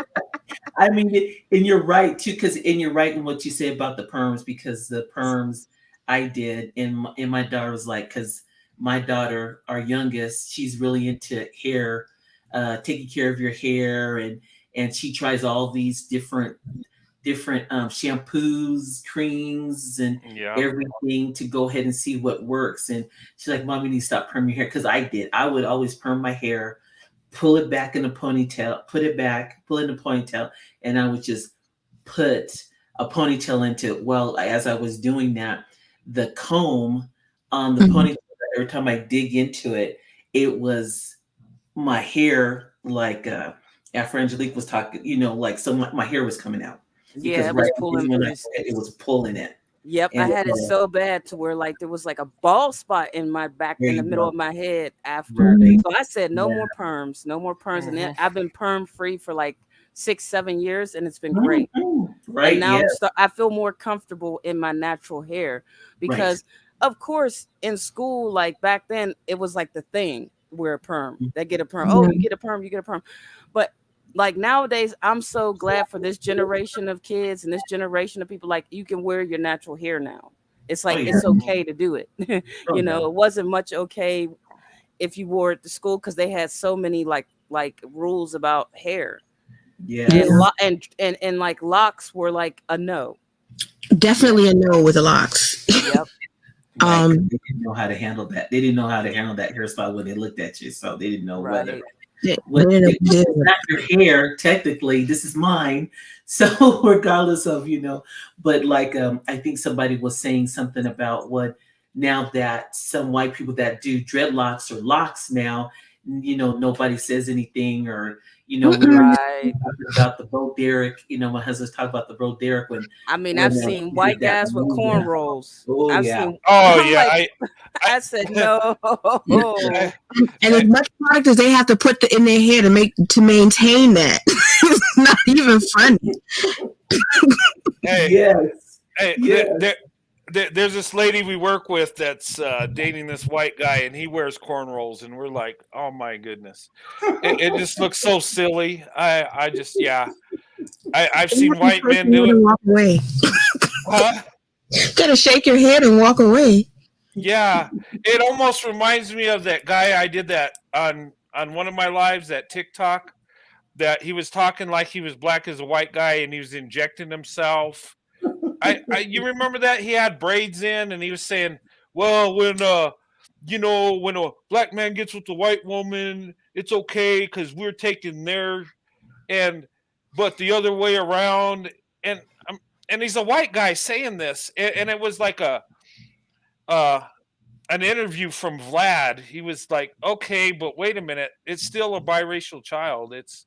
But it was so dumb. And they'll try to use the excuse that it's a Viking hairstyle, and actually it's not, because I watched this YouTuber. She's a white woman, and she goes deep into Viking history, and she says they never had locks. Vikings never wore locks. They wore braids, but they did not wear locks. So people who use locks, and they did not wear box braids. This white woman This is a white woman saying this, and she like narrowed it down. She said they did not have black hairstyles. They wore their braids differently than black people wearing their braids, and they did not wear locks. And she said that's historically inaccurate. That Vikings wore locks. They did not, and they did not wear box braids or cornrows or any of that. That's black hairstyles. And she that's a white woman saying this, telling them that y'all are not historically accurate. You know, actually okay to say you guys are appropriating. Yeah, she definitely said that. I think I might go in and say, yeah, give me some Viking cornrows. Let's see how long that lasts with Sandy. Yeah, right? Yeah, no, she wouldn't allow me to do that crazy stuff. Plus, them wearing box braids and cornrows, that's damaging to their hair, because their hair is not white. No, not trying to be rude, but white people's hair is very fragile, and those type of hairstyles is like white people. They have a lot of oil. They get their hair is more oily. So when you're wearing box braids and you're wearing like cornrows and stuff like that, that stuff does not do good for your hair. It's only good for black people's hair because we don't have a naturally oily hair like that. You know. Yeah. You are. Go ahead. Go ahead. I'm sorry. I'm not trying to cut you off. I'm just agreeing with you. Yes. Yeah. So I have to. Yeah. Go ahead. No, I'm just saying you're right. We have to wash our hair every day. I wash my hair every day. My wife don't every day, but my hair is more oilier. If you don't wash it for a while, it'll get real oily.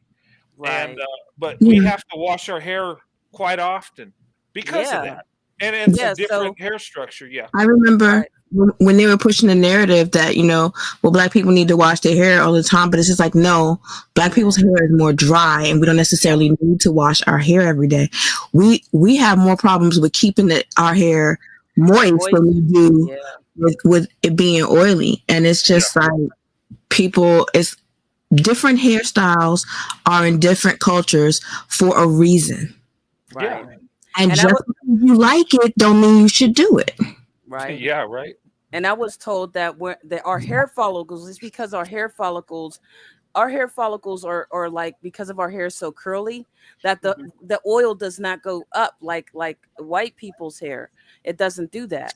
That's why our hair is constantly dry, because we don't have bone straight hair. Bone straight hair can get oily and have they open the follicles and it makes the oil come down. So our hair, if we had bone straight hair, our hair would be oily, but that's DNA and all that. But still, they can't wear black hairstyles. I mean, they could, but it would not look right, because it would not look right on them. It just doesn't. And they can get mad if they want to, get angry if they want to. But she even said, dreadlocks, or they call it locks because a lot of people don't like the word dread. So locks and box braids and any kind of like Afrocentric hairstyle is for African people and African American people. It's for people with 4C hair and so on. And it's not for white people, and it makes their hair fall out. Because I've seen so many girls on TikTok take out their box braids and like they go bald around their crown. Their crown. They go bald in the middle of their head. They go bald everywhere. Because, oh wow! Yeah, you're not supposed to wear a box braids. It's not for your Darn hair. It! Are you serious? I was going to get some put in. Darn it! They got bald spots on their edges, like in the middle of their head, in the back of their head, and I'm like, why are y'all doing this to these white girls? That's wrong. At this point, it's like, let them get what they're going to get and let them face the consequences, and they'll never do it again. Right. I'm sorry. Go ahead, hon. No, go ahead, babe. I'm sorry. Well, I was gonna say, now they have the new. I don't know if you've seen it now too, where they're doing the weaving, where they they have the small micro where the hair goes in, and it's a little tool that they put it in. They've been doing that for a long time with the weaving and stuff. Yeah. So they've been and a lot of them are they've been doing it for a while, but now I guess a lot of people have some people just got hip to it because it takes a long type of process. And then they go and bond that I think hair in those are there. called sew-ins. No, Oh, they sew-ins? just put a little tube and they clamp the tube with the hair on it, and it's just like it makes it look, because it's done on such a small individual level. It looks like all the fake hair is your real hair, and that was something that, like, if you only doing that if you were like rich. It's not something that you were doing in ordinary places. Yes, so they have that now. I mean, they had that like she was saying, and it's like, I'm like, wow, they just really just getting up there, because I saw that and I didn't even know about that. I mean, I know that they did have it before, but it was pretty much they had to do the clip-ons, because you do the clip-ons too, and that's not good for your hair, because a lot of people weren't taking those clip-ons out, and they're laying down in them. There you go. And tangling up their hair. Yeah, definitely. So now that they got this other type of weave that they can go ahead and do, which is it's like little, and they're like, it's a plastic, and they have the hair, and they just put in this thing, and they just go ahead and clamp it in, and it just it looks like little tubes. Right. And you know what's so interesting, Sandy, is that these, like, white women can have those type of hairstyles. They don't get criticized for it, but we got hairstyles like that. We get massively criticized. You trying to be white? You trying to be this? You trying to be that? It's like, what? We're just trying to be, and most of it's because our jobs, when we go to work, we can't wear the hairstyles we want. We can't walk in with our locks or butterfly locks or box braids or anything like that, because they'll crack down on the dress code on you and say, well, you can't wear that. You got to go home and change your hair. Exactly. Yeah. When you do, you get criticized. When you don't, and it's no matter what you do, you can't win. It's like, I don't see anything wrong with black women wearing weave. If they want to wear that, that's their choice. You know, they still look beautiful in that hair. They still look beautiful in any hairstyle, you know, and it's just so sad to see people criticizing like women who wear weave. So what? There's white women wearing weave.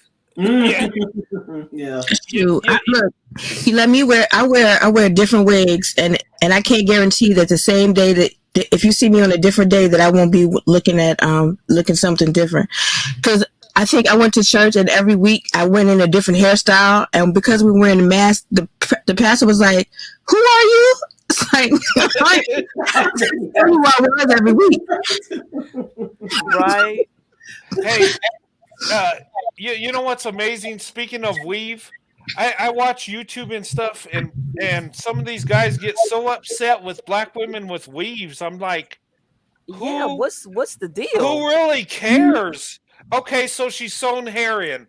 Okay, so it's straight. Well, they say that they're trying to wear other races of women's hair. I don't see it that way. I don't see a woman with weave and think, oh yeah, she looks white. No, I don't.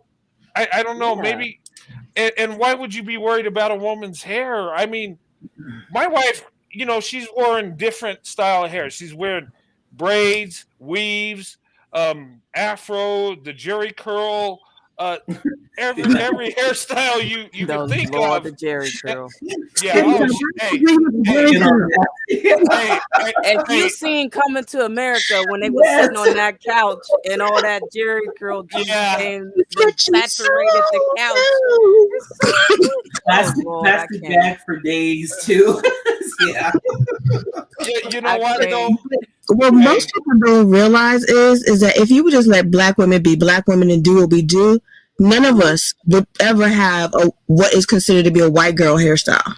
Right. You just let us be us. Yeah, you would be surprised at all the different styles that we come up with that are just. I mean, they're just beautiful. It's just different because you see all these different hairstyles, like you said, for different, like your face. Some of them work, some of them don't. But you just see all these different styles, and everybody just looks good. I mean, our black women just look good in it, and so we can wear it well, and when you hear that about this, we have to fight about this, hair and stuff. But nobody's saying nothing else. It's always on this end that we have to go out and hear about hair or hear about dress. I mean, it's just always something, and it's just like when we just. But if our hair's straight and it's wavy, or it's we have the deep wave, but it's straight and you don't hear anything else. No, you Once we don't. do that, but once we go ahead and do, if you just want to go ahead and put your hair in pigtails and you feel like Afro puffs one day, you just feel like you just want to do whatever that day because you just feel good about yourself. And next you just get a question, and I just feel like, I just think it's just ridiculous. We shouldn't just have to go through that, but here we are. But I like variety in hairstyles. I just won't wear weaves anymore because that's my own personal thing. Oh yeah. But if I didn't have to, I wouldn't. Yeah, but then, there's some women who are losing their hair. There's some women going through alopecia and stuff, and making fun of women who wear weaves. You don't know what their situation is, and they probably wear weaves for that very reason. And you shouldn't. And that's why I can't understand why people have a problem with it. It's like I've seen they got man weaves out. Yes, they do. Yeah, I seen them on the Korean channels, and I saw them on the black channels. And I was I seen that. I talked about that Asian guy that had. Well, I don't know if it's not a weave; it's like a hair piece, but it's like it was a black man's hairstyle on a Asian guy, and it just looks so weird. I was like, wow, because it had like a black man's hairstyle on an Asian guy, and it had the waves and stuff, and I was like, you got Koreans out there with afros too. They trying to get afro girls and everything. I'm like, what? What's going on over there? We becoming popular. We're just now finding everything out, right? Yeah, they got cornrows over there and box braids. Yeah. I'm like, what's going on? Yeah, I Japanese hairstylists that were doing black people's hair, and they was looking better than over here. And I'm like, what? Japanese people making black people hair look that fly? What is going on? Oh yeah. Well, you know what? Mm-hmm. Yeah, no, I'm just saying. I mean, that's the impact you ladies have. I'm serious. With your beauty, with your accomplishments, I'm telling you. And I say this. I say, in the future, the standard of beauty is going to be the black woman. It already is. Let's be honest. It is. It just the media will not admit it yet. Yeah, they'll continue to say, well, this hairstyle is for a certain race, and this hairstyle was by Vikings. And it's like, no, we literally had tons of white women and white men debunk that and say that, no, Vikings did not wear dreads. They did not have box braids or cornrows or any of that. They had long hair and they had braid some of it. That's all it was. They just did like a French braid or something like that, or some type of braid like that. They didn't. They didn't have it like cornrows. It wasn't rocking cornrows. That was considered dirty. Because even they even debunked that people saying that Vikings didn't take baths. Yes, they did. And they had hot springs out there. They took baths. They took baths. Look, all those people up there in that Norwegian space, they take saunas like a champ. Yeah, saunas, and they get into like these cold water. They wash. They take baths. They wash. They keep clean. So it's kind of weird that people say, "Oh, Vikings were dirty and everything." No, they weren't. They didn't have time to take a bath, but they had time to put cornrows and box braids in. That's one way. Yeah. That gives a different image of a Viking. I can't see him with can't imagine a Viking with cornrows or locks in their head or any of that. That's weird. I mean, I didn't see Ragnar with that. He had the braids. I see him doing a man bun, but not much more than that. Yeah. They just had the typical Viking braids. That was it. And it's mostly men didn't wear that. Men wore like maybe the braids, like the little like long braid in the back. That braid in their hair or braid their beards, but they weren't like walking around like women having women's hairstyles. They weren't doing that. They were wearing men's like normal, like manly hairstyles, like French, Yeah. maybe French braid down the back, and then some braids on their beards, and that I guess. But Yeah. like the way the lady described it, she said that is not historically accurate. That they're walking Yeah. around with African and Jamaican hairstyles. Well, That's yeah. pretty good. Have to look that one up and look at that and see Yeah, what I that gotta one find got her about. channel because it was Yeah. hilarious. She was like really That's going very off interesting. on the people who kept saying that Vikings would walk around locked. She's like, no, they did not. Yes, right. Yeah, because everybody has a different story from the hairstyles that where it came from and who got Yeah. what and all this. So everybody just has like a different perspective. Like I was, like we were talking before, because when I was in the Jerry curl stage when we were having Patrice Rushen and Peaches and Herb, and they had they had braids, Yeah. and Right. stuff, and it was like the minions. So everybody was just trying to figure out where they could go to do braids at that time. But we were in that phase, and then next, we got out that phase, and it was perms, and then you got out there. Now it's just everything is just open. It's natural. It's we have wigs, we have everything that is that's pretty Boy, much you know what? I always thought the Jerry curl was a beautiful hairstyle for women. I remember that reminds me of back in high school, because I remember all the black women had Jerry curls. Maybe that's every time you say Jerry curl, it just reminds me of Coming to America. Every time you say Jerry curls, hey, Sandy, I need to show that picture of you with your Jerry curl. No, don't do that. Okay. No, Hey, no. You want to sleep on the couch? Feel free. Serious. Hey, that is seriously. If you guys seen that picture, that's a beautiful picture. It really is. I mean, seriously. Their Jerry curl face. Yeah, that was my I can't. One time I had Jerry curls, I had to keep keeping it moisturized and everything. I was like, I'm done. I said, I'm done with this. This is Did you walk around with the spray bottle? No, my lord. See, that's what I did. And I had to wear the cap on my head at night so I don't get the pillows all drenched in Jerry curls. Yeah, and then when you did that, you can't sit on the furniture with that hair. So, now that grandma's house, you ain't. She's like, you better stand up. You ain't sitting on my couch with that. Well, unless she had that plastic cover on the couch. You remember those? The plastic couch that you would stick to. Yeah. The plastic couch that was hard to sit on. All you kept hearing noise every time you sat. Oh my goodness. There's a reason for that, yeah. And that's the reason why they have plastic over it. I'm against Jerry curls. I'm sorry. I can't. I don't know why you like them so much, Brett. That's what it has a lot of memories. That was back in high school.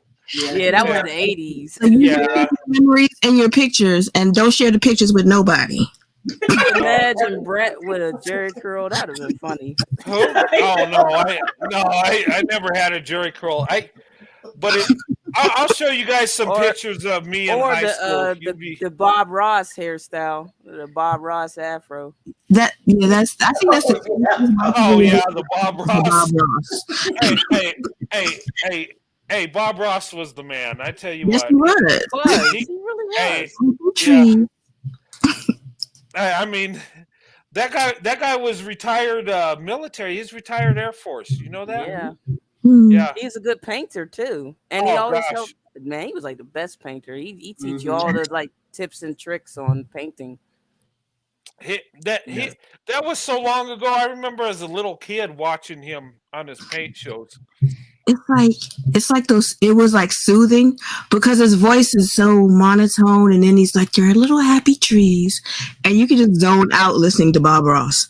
Yeah, they used to have him on Sunday, every Sunday on TV. If you watch regular TV, they had Bob Ross on there. I used to watch him and fall asleep. Had this little one of them little box TVs. I was watching Bob Ross as a kid. Yeah, he has that soothing voice. Yeah. No Jerry curls, man. No, Yeah. no. Yeah. We're kind of over that. Brett, Yeah, if you value your life, don't show Sandy's pictures in her Jerry curl if you value your Oh life. no, you know what? I won't do that unless she gives me permission. I'm not going go behind her back. I'm glad nobody took a picture of me in a Jerry curl. I'm glad, because I'm like, I don't know, like, because I had gained a lot of weight at that time, and that's when Missy Elliott was out, and she had the like short haircut, and everybody kept calling me Missy Elliott at school. I used to get mad at that. Yup, that's why I don't like Jerry curls. Because I had gained so much weight. It was because of medication that I gained weight. So, and then I had like the short Jerry curl haircut, like Missy Elliott, and they kept calling me Missy Elliott. I was so mad. Yeah, I know. When you think about that, it's like all the memories come flooding back, and you're like, okay, yeah, no, like never again. Yeah, you know what? It's funny how styles come and go. I remember back in the 80s, it didn't seem like we had some weird style. It was like we were, but looking back, I'm like, oh my God, I wore that. My hair was like, I'll show you guys some pictures, and I had like my hair was kind of long and feathered back, and I mean, you had the mullet. Oh yeah, I did, but I had long. Hey, but I had like long hair too, and white women were jealous of me. They're like, "Oh, you got such pretty hair." Oh, you had one of them the long 80s hair styles, for a little bit. But then I cut it, and then it went to the mullet type thing. But it wasn't really mullet. Not the mullet. It wasn't really a mullet. It wasn't a mullet like you think of a mullet. It like Joe Dirt mullet. It wasn't. No, like it wasn't. No. It wasn't. But it was short, and it was long in the back, and I had it like in a V. It actually looked pretty good, actually. But was it kind of like the hairstyle like Mel Gibson? Yeah, kind of. Yeah, like Mel Gibson from Lethal Weapon hairstyle. Like spirit type of deal. And then in the late 80s, I remember I had my hair like short like this, kind of like an Arnold look, because went with that with it long in the back a little bit. It's just hairstyles change, and they do. I actually had a bob cut. Like with the weave, it was like a weave bob cut. You know how they had the long little weave bangs that went all the way down to your like chin and stuff, and it was just like it's like the Pulp Fiction hairstyle I had. It was I had that when I was in high school. Bob? Yep, natural bob. I had that in weave when I was in it was a sew-in, and I had that when I was in high school, and then I had the other one with the glue, and I didn't like that. I don't like that. No, not the glue. I would be pulling my hair out when it's time for the glue to come out. But a mushroom? Yes, I did. Yes, I did. Business in front, party in the back. Yeah. It wasn't a mullet, but it was kind of like one of the business in the back. Yeah, it was like a professional. It was kind of like Toni Braxton when she had that long bob. Yeah. Kind of like that. Like my first, everybody was mad at me the first time I cut my hair, and I cut my hair so I would have a mushroom. And people were so mad at me because my hair was so long. Oh wow! When you have long hair and you cut it off, people get mad at you for cutting your hair off. It's like, can I live? Hey, you guys cried when I cut my hair. She cried so much she made me cry. Yeah. Hey, you guys want to know? You guys want to know a funny story? When I was in high school, right? I was dating this girl, and I told her, you remember Speed Racer back in the day? I'm not talking about the new one, but the comic book. Yeah, the cartoon. And the cartoon. And remember his girlfriend Trixie had that hairstyle? Well, I was dating this girl, and I said, you know what? Your hair would look good like this. I showed her a comic book picture, like Trixie's hair, and she went and had it cut just like that for me.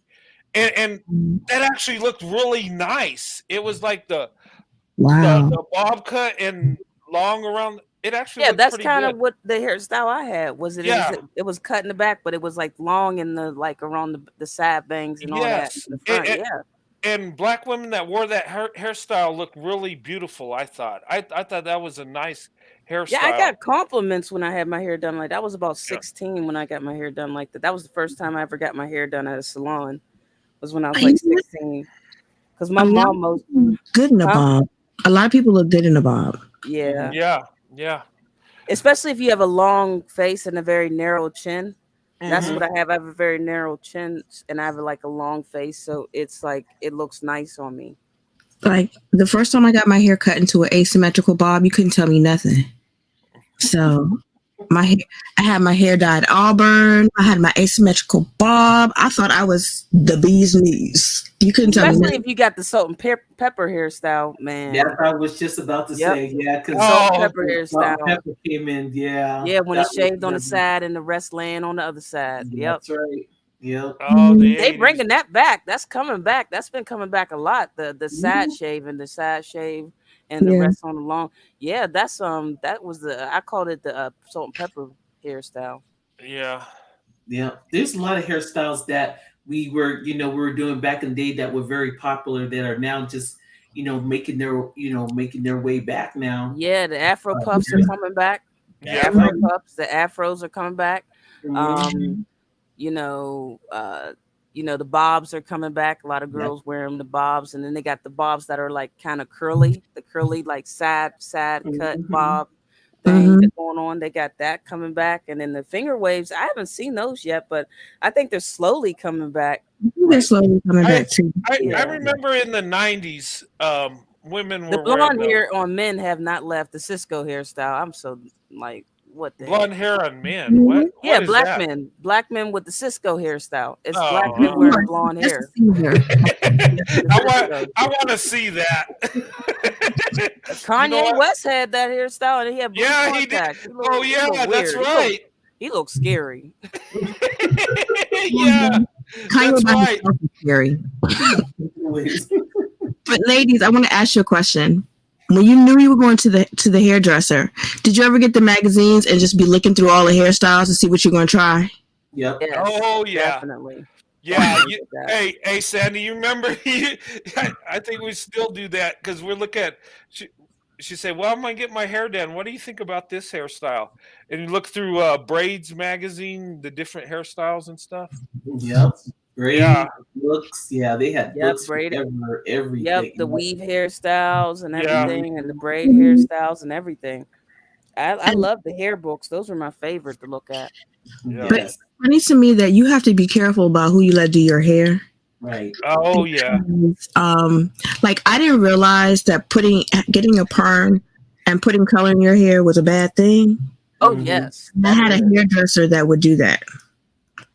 She would let me get a perm, and then like the next time I came in, she would color my hair, or sometimes she would try to do it at the same time. And I'm surprised my hair did not fall out altogether. Yeah, I'm surprised. Yeah. Yeah, I'm surprised your hair did. Yeah, that too. Because Yeah. usually, if you're gonna, if they do put the perm in here, they usually say wait for what, like a week or two. If you choose Yeah. to go ahead and Or a color it, while. because they don't want to strip.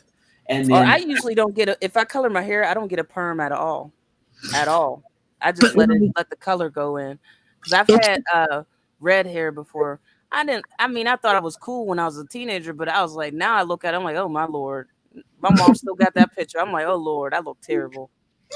But like it wasn't until I found a hairdresser that was like all about keeping your hair healthy yes, that I realized how bad that other girl was. She did fabulous styles, but she didn't care how she got them. right, Yeah. When right. it would be falling out, she really didn't care. But then I got somebody that actually knew what they were doing, and actually, like her whole spiel was she was trying to get everybody off perms and just doing and just do natural styles and things of that nature. And Mhm. and like she was really good about that. And it's just that's when my appreciation for my hairstyles and what my hair could actually do changed. Right. Yeah. Just because you like that style doesn't mean your hair is good for your hair. Right. That's why Yeah. I'm learning how to do my own hair instead of going to salons. I feel comfortable doing my own hair in my own way. So I started I did yarn locks for the first time and it came out great. and I was happy, with the style. Although I was kind of screaming because I posted on Facebook. My mom loved it, but I had gray hair. I was like, oh no, I can see the gray. I was like, oh my God, the gray. I was crying. Because I was like, you need to calm down. Embrace it. Yeah, I'm trying to embrace it now. But I was like crying.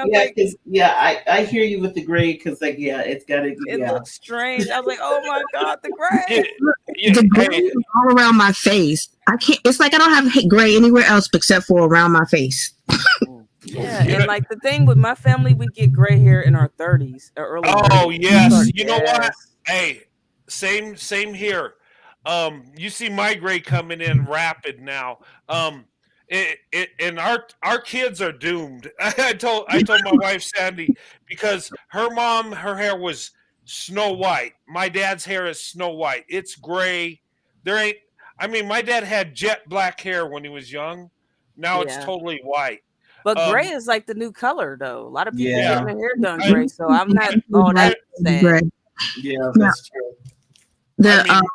Brett, I think I like about your facial hair is that you have black hair that's in the shape of a Van Dyke, while you have the white hair around it. That's so cool. His hair, when he cuts his hair like a certain way, because he cuts his own. He does his own hair. He cuts it, everything, and the way he cuts his hair, it's when the sun hits it, it's like he has this shimmery silver black color. And it's nice because and I said I never seen nobody with hair like yours. It's like a shiny gray. Yeah, like a shimmery shiny gray. Like, wow, looking delicious.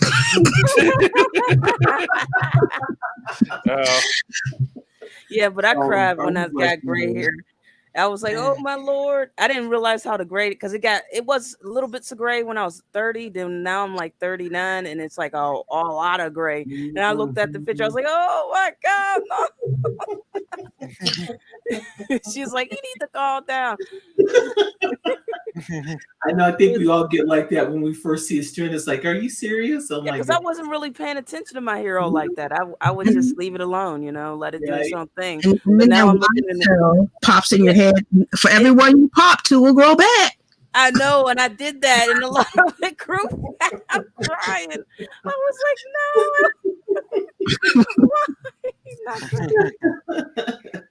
no. But now I'm just embracing it. I'm like, well, they have. The silver hairstyle is the style now, so I'm okay with it. Yeah, and with us too as well, and with the products that they have now too, because everybody has a product for different types of hair.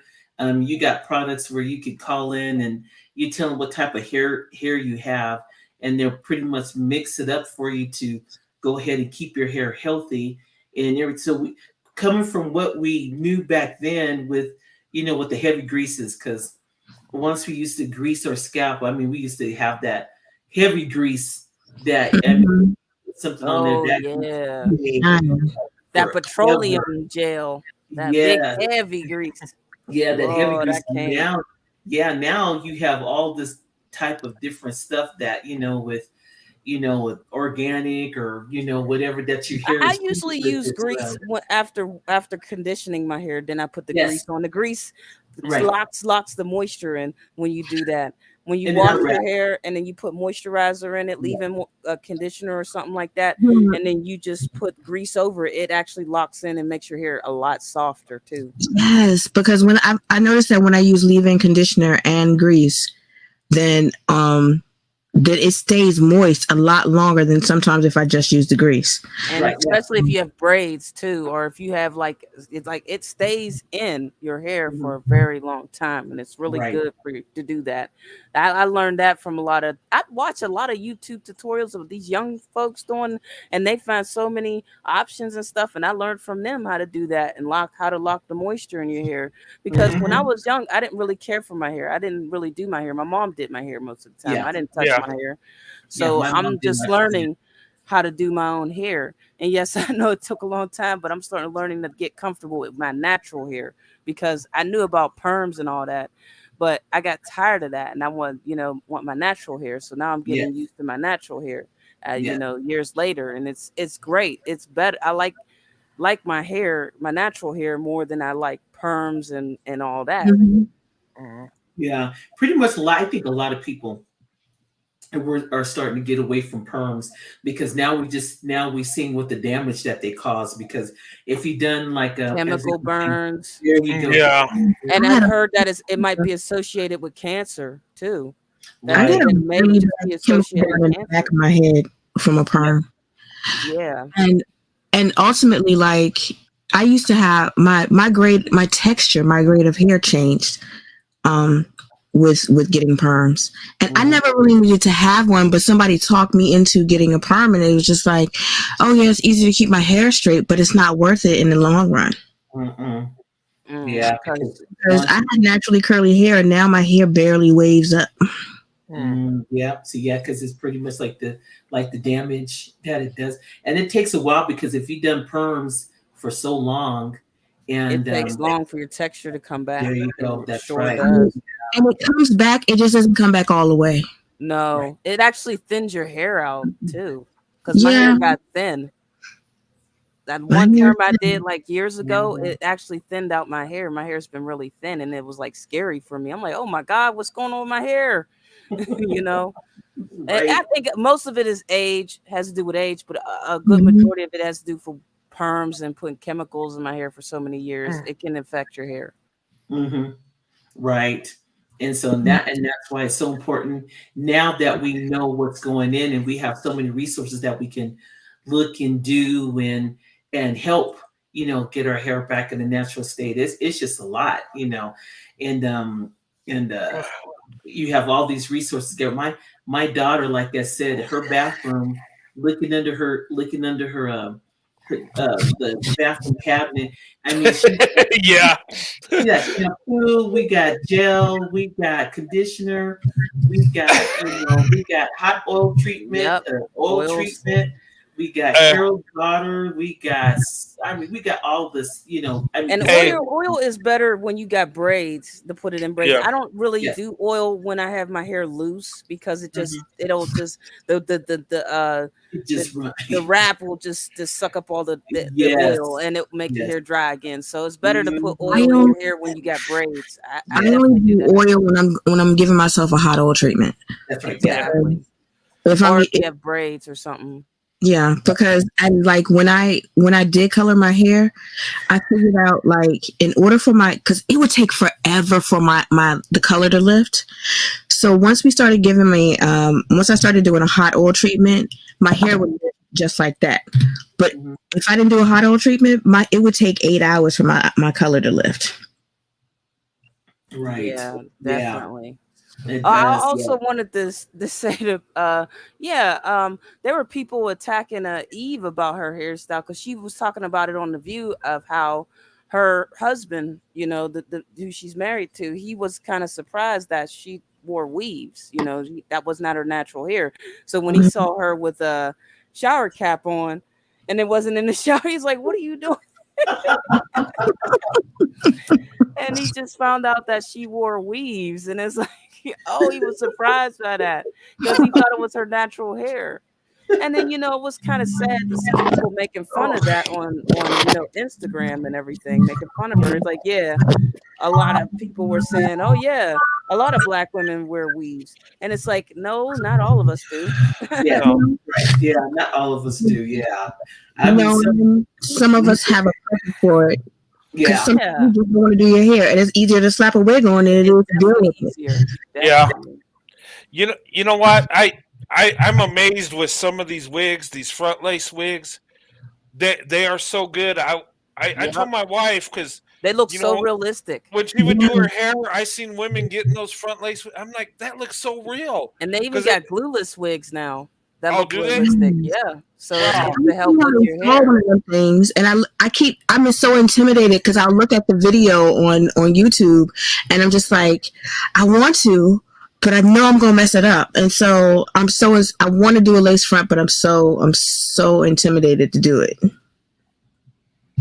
Yeah. So, sometimes you can, if you go in there and a lot of beauticians will do it if you call and let them know you want to go ahead and put a lace wig on, and they'll go ahead and they'll do it. They'll Plus, do it. it's a lot of work too, because when you Yeah. get the wig, you actually have to bleach the knots and everything to make it fit to actually look like your scalp color, and then you have to pluck it too because it's not pre-plucked. If you get the cheap ones, it's not. You have to pluck it.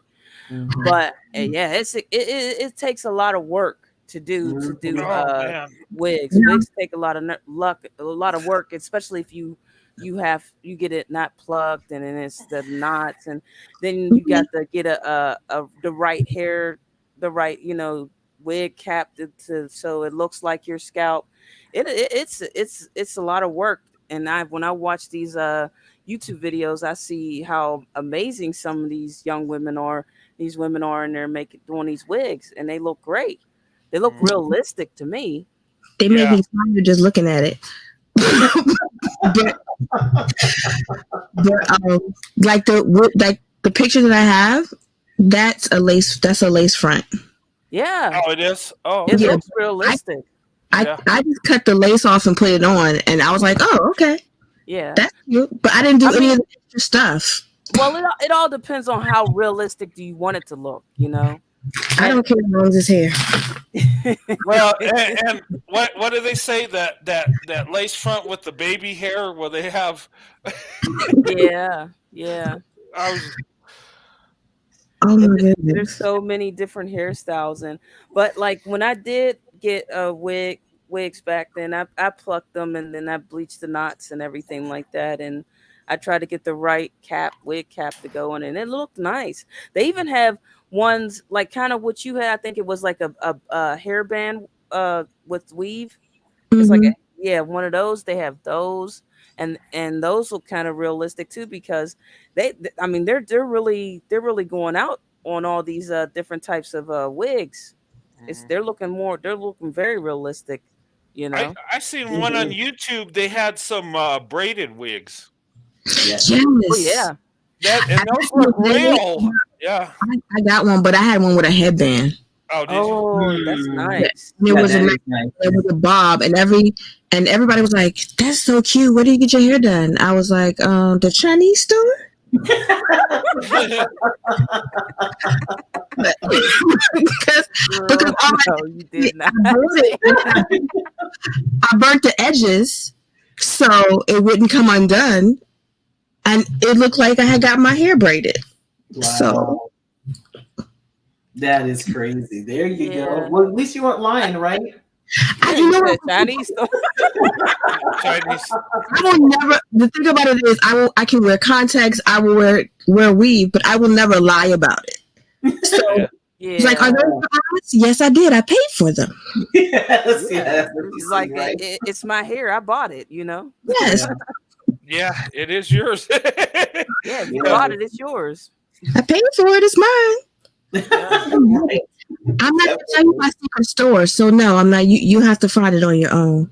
I'm not going to go that far. Yeah, that is true. Like so many different stores that you can go to because they pop up all over the place. Mm-hmm. And when you find a good one, you really don't want to let your secret out because that's right. You don't want one day somebody will pop up with your same hairstyle. Because I learned that lesson the hard way because I told somebody where I got my braided wig, and the lady popped up with my wig, and she looked crazy. And I was like, never again will I tell somebody where I got my wig.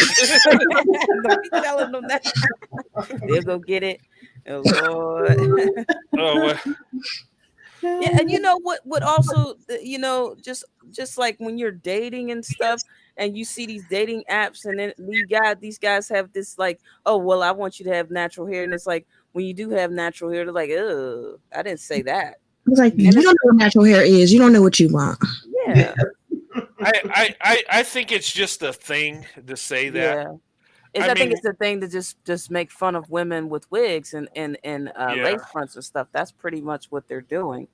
Mm-hmm. They're just doing that to be very rude and wrong. But go ahead. No, but you know what? They'll be like that, but then when they get they see a beautiful woman that has that, they'll be all over it. That won't Yep, matter they'll no definitely be all over it. If she got a Yeah. good looking wig on, lace front on, they'll definitely be following her around. more. Yeah. You know, and then they don't realize that white women wear wigs too. Yeah. They wear lace fronts and hair pieces and everything, but they like, oh well, that's her natural hair. No, it's not. Yep. So It's and not. it's Even like, though it is her hair because she bought it, but exactly. it's not her natural hair. It was No. well, it was naturally bought with cash. Yeah, it was naturally bought with cash. or a card or something. Yeah. Look, know?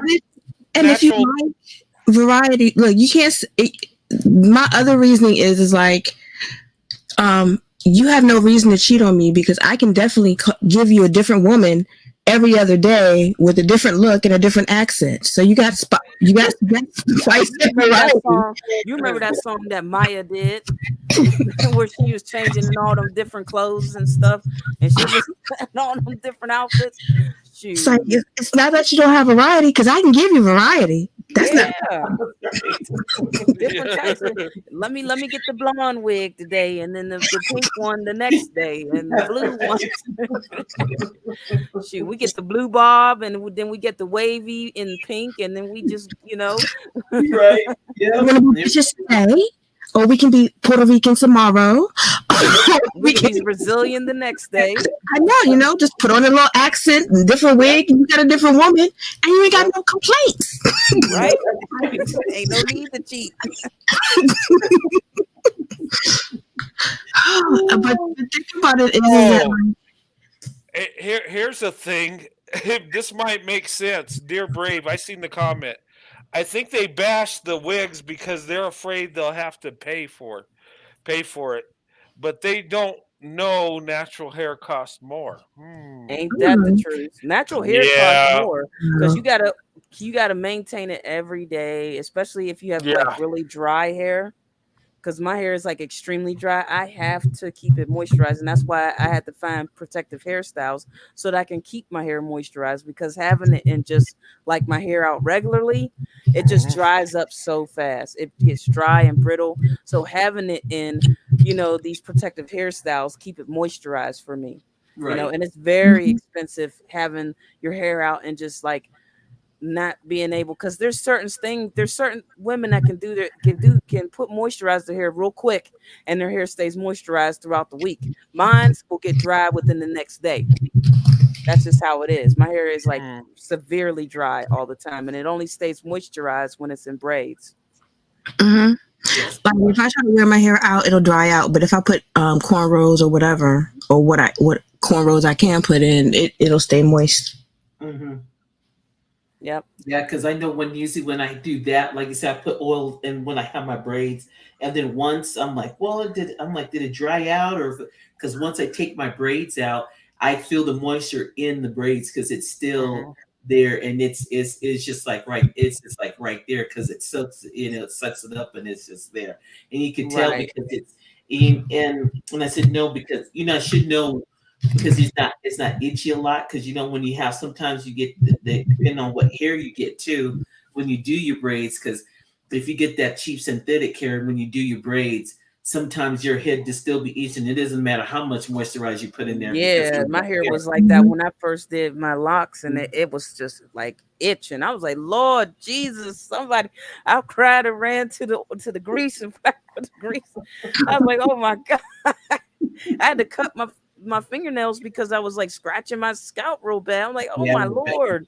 Yeah. Like, and it's the hair too. So I find a hair that I can work with when I do my braids and it doesn't itch my scalp, because that was another factor. Because like I said, when you get that cheap, some of that stuff that is, I just have to go ahead and spend extra so I'm not scratching my head. Especially if you get like human hair for braiding, that's a lot. That's less itchy than synthetic. Yes. Synthetic is so itchy. It really is. That's right. Yep. And so it depends on the hair that you get. And then once you know that, then it, you're like, okay, so I know what I need to use, and I know what I could go ahead and get, Yeah. Or hyperallergenic. They have hyperallergenic hair now for braids. Oh, like, do they? Like, oh, yeah, okay. for women who have like really itchy scalps or allergic to certain types of fat Yeah. stuff that's in the hairs, like if they're allergic to synthetic hair or something like that, they can get they have like allergenic for your allergenic braids for your hair. Hey, Corey, welcome. Good to see you. Hey, Corey. hey, do you know Hey, Corey Corey. might have a special lady? Yes. Yeah. And Congratulations. you'll probably get invited to the wedding. Hey, I'll be there. Hey You guys, because you guys facilitated it happening because he met her here. I don't think he no, did. I don't think Corey met her here. I No, think he met her in, I guess, in his real life, yeah. didn't he? Yeah, I think he did. Oh, nice. It's not Congratulations, nobody from Corey. here. It's somebody in the, I guess, the real world. He met her. Yeah, real we're the world. fake world. No. That's No, I'm just offline. joking. That's offline. Offline, yeah. Yeah, he met her offline. I think that's what he did. Yeah. But I'm happy for him. I hope it works out and stuff. I Yeah. just he's a good guy. He seems really happy. So yeah. Yeah. Yes, Well, Black. he's a good man. He deserves he Yeah. deserves to be happy. Now we need to get Michael Ray. Hey, Michael Ray, where's that special lady in your life? We need to get her. We need to pray. Right now, he put too much spice in his food. Yeah, that's Too I much. put too much red pepper flakes in my food. I was like, Oh, guys that are in this chat, if you want to be the subject of the dating show, go ahead and send Brent an email. I'm just Yes. there are a lot of ladies up here. Yeah, guys. If you're interested, Angelique, you just want to torture them. That's all with questions. Well, that's the fun in it. I might be in the business of trying to find somebody to be with. I'm just saying. Mm-hmm. Yeah. hey guys. She be giving them 50-50 questions. Like, yeah, let me ask you this. Well, we've been through it. Yeah, If you don't know somebody, got to ask questions. Well, let me tell you, Afro Angelique, me and Sandy came on and we're talking, and then she had a couple questions, and then she took over the show and interviewed us and grilled us, and did not. It was like, oh my God, all this stuff I never wanted to come out came out. One good question and everything comes out. All I do is they just confess like they had church. And all like they in the confession booth. They start confession like that. And the thing of it is she attacked my ego because I said, yeah, you know, when me and my wife get in a fight, I'll just turn to her and say I love you, and then it'll stop. And she's like, that ain't happening. Wait a minute. For the truth. That's all. I'm just like, wait, no, believe it the way I said it, please. It's like we have the other participant in the argument. Let's just ask her. and then, oh man, then we got into our relationship when it started and all the craziness. I was like, wow, hilarious. No, like, it was good. It was so funny that Michael Ray just went quiet during the whole thing. He was just so quiet, he shut down. He was like, he just went quiet. We were like, wait a minute, he's not talking no more. Get him. No, but that was a good show. It came out really nice, and I mean, Afro Angelique narrated it. It was like she was meant to interview us, even though we didn't ask her to do it, even though it wasn't planned that way. Man, it sounded like interrogation. I was only going to ask questions and like you was the FBI and you was a criminal just sitting there. She was I know. I had to. Yeah, I had to watch my back after that. I just want to ask 2 questions and be off, but it just flowed. It turned into some what's it called? Dang, what's that show called? Dang, I forgot what it's called. SV or something like that. It became Law so and Order. Yeah, it became some Law and Order stuff. You had all the men in the police station, and they questioned them and everything like that. I was like, put the light on their face, like, wait a minute, you telling the truth? Yeah, I was like, I was like, are we getting interrogated? I was just like, She interrogated all them men. You interrogated while you're laughing. yeah. Well, it was funny too. I feel bad for Michael. He got interrogated the most, and then he went silent. That was because when you're on a dating show, it's questions happen. He shut all the way down. It's like you would put the flashlight right on his eyes. He was just like a deer in headlights.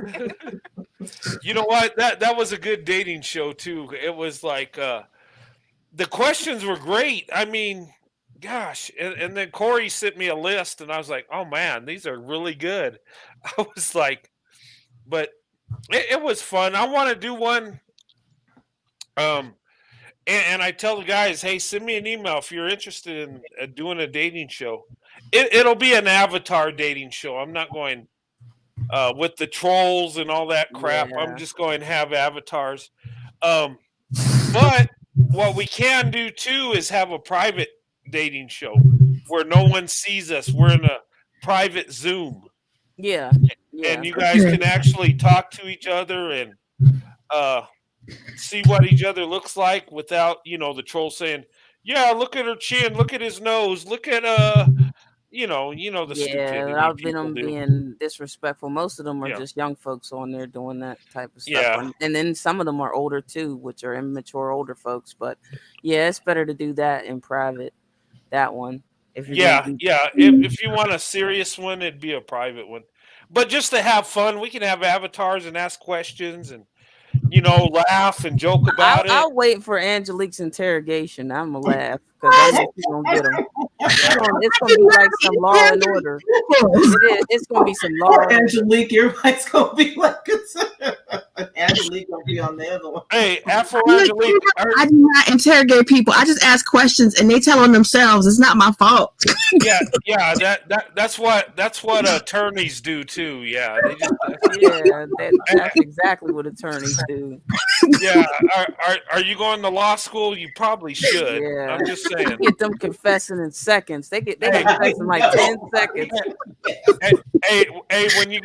When you pass the bar exam, you give me a call. I'm going to hire you. I'm putting you on my team. So. Like people don't expect the unexpected. So sometimes you can ask a question in a way that people are not expecting, and they just confess all the way. And it's not like I do it on purpose. It's just But no, it was good though because you got to see our real life, and the in the beginning the issues we had. It shows us as everyday people. I can tell you how awesome my marriage is, and it is awesome. But we're not perfect people. We had our issues in the beginning. We did. Yeah. And that brought it out. But we overcame it with love and respect for each other. And that built the foundation on our marriage. And that's the point of how relationships aren't meant to be perfect. Yeah, relationships are hard work and putting work and effort into it. And I think that's what's wrong with society today, especially with young people. They don't put the effort in these relationships. They just want to dip and dot, hop and skip from one relationship to the other instead of working. They're too lazy. They want someone who's already perfectly made, and it's like you're not going to get that. You have to put in the work. It takes two to put in the work and make it work. That's how relationships last. Yes, and you guys just showed everyone that you guys give each other grace. Mm-hmm. And that is like the biggest thing. Most people don't give each other grace anymore. Yeah. And the fact that Brent, you are the way you are, and the reason why you won Sandy over is because you are the way you are. And you did what a lot of men will not do nowadays. Like, I'm too busy to give you a text. It takes 2.5 seconds to send somebody a text that says hi. You drive 2 hours. You drive an hour away. Sure. It was longer than that. Absolutely. she is your priority and that you love her. So and you were letting her know that she was a priority in a time where cell phones were not really a big thing. And love letters, those were the best things to ever get. Love letters. Somebody writes you a love letter and send it through the mail. That's amazing. That's better than a text message. Oh, hi, blah, blah, blah, blah, blah. It's like, hey, you know what? Yeah. My wife saved all my love letters when I was overseas.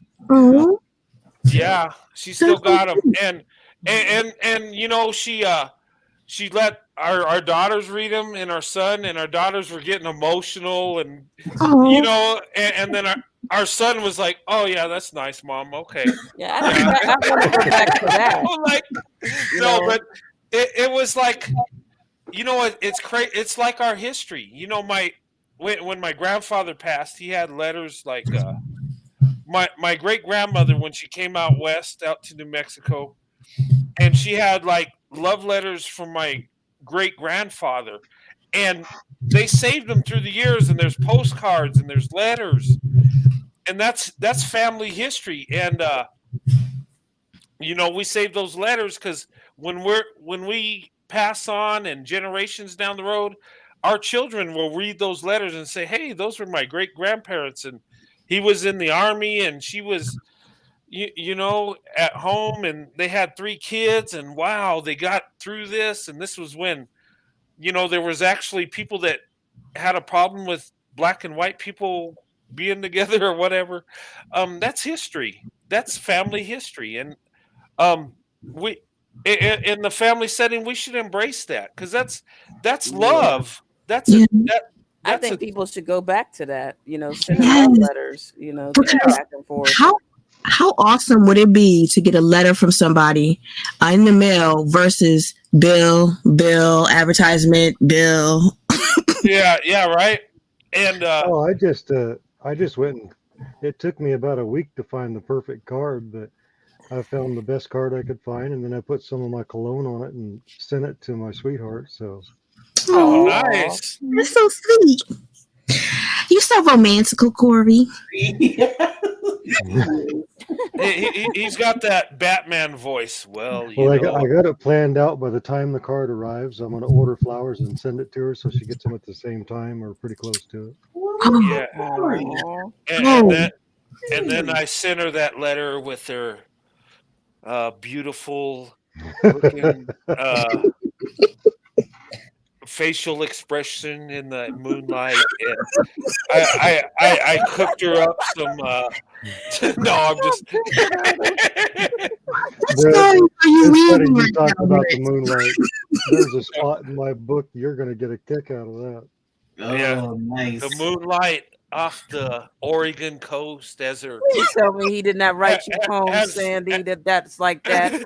No. I'm not writing any more poems. I can't do it.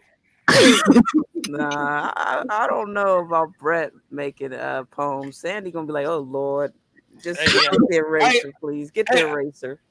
Yeah, I'm not a good words guy. I just like look at her. I love you, and I'll just hug her. So you just wrote a letter that just said, "Hi, I love you" at the bottom. No, it wasn't like that. No, it wasn't. I mean, I would be honest with her and tell her how much I love her, how much I miss her, and it was real, and she embraced it. But I can't make it flow in a poem. Like no, I love poems. I can write poems. Better at the action. That's what I got. I can write poems. As long as it's an action thing, he should be fine. Yeah. I've written poems before. I've wrote like tons of poems. I used to write poems all the time. I won first place in elementary school for writing a poem about a bird. You know how me and my wife are, and I'm going to share this. One night, we're sleeping, and I hugged my wife at night, and I didn't one night. She said, "What's wrong? Is everything okay?" And then one night she had her arm around me. I fell asleep, and then she turned around. I'm like, "What's wrong? What's wrong?" It's like nothing's wrong. It's just we're so used to embracing each other that it's a way of life. But wait a minute, You're not hugging me. What are you doing?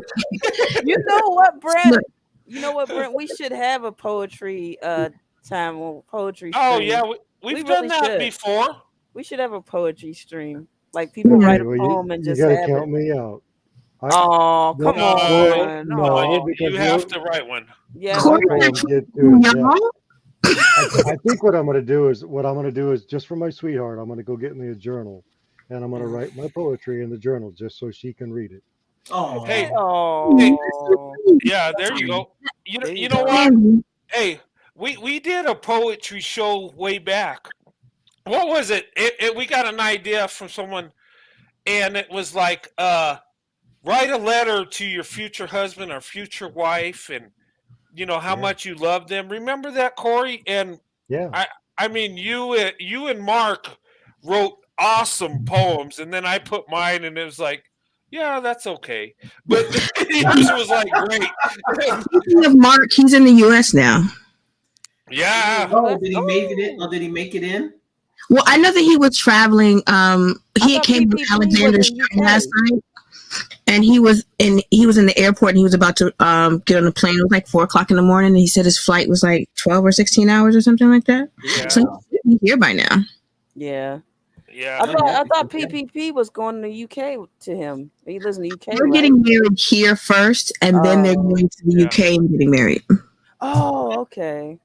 Yeah, you know what? I have to tease Mark. She'll automatically get UK citizenship if she marries him. She'll automatically. Yeah. Yeah, but just because you're married in the United States doesn't mean you're going to be married in the UK, and just because you're married in the UK doesn't mean you're going to be married in the United States. Because I've seen instances where some people got married, like in Italy, and then when the guy actually. Their marriage was okay, they had their kids, whatever, and then one day the wife saw on Facebook that he was at Disney World marrying his mistress.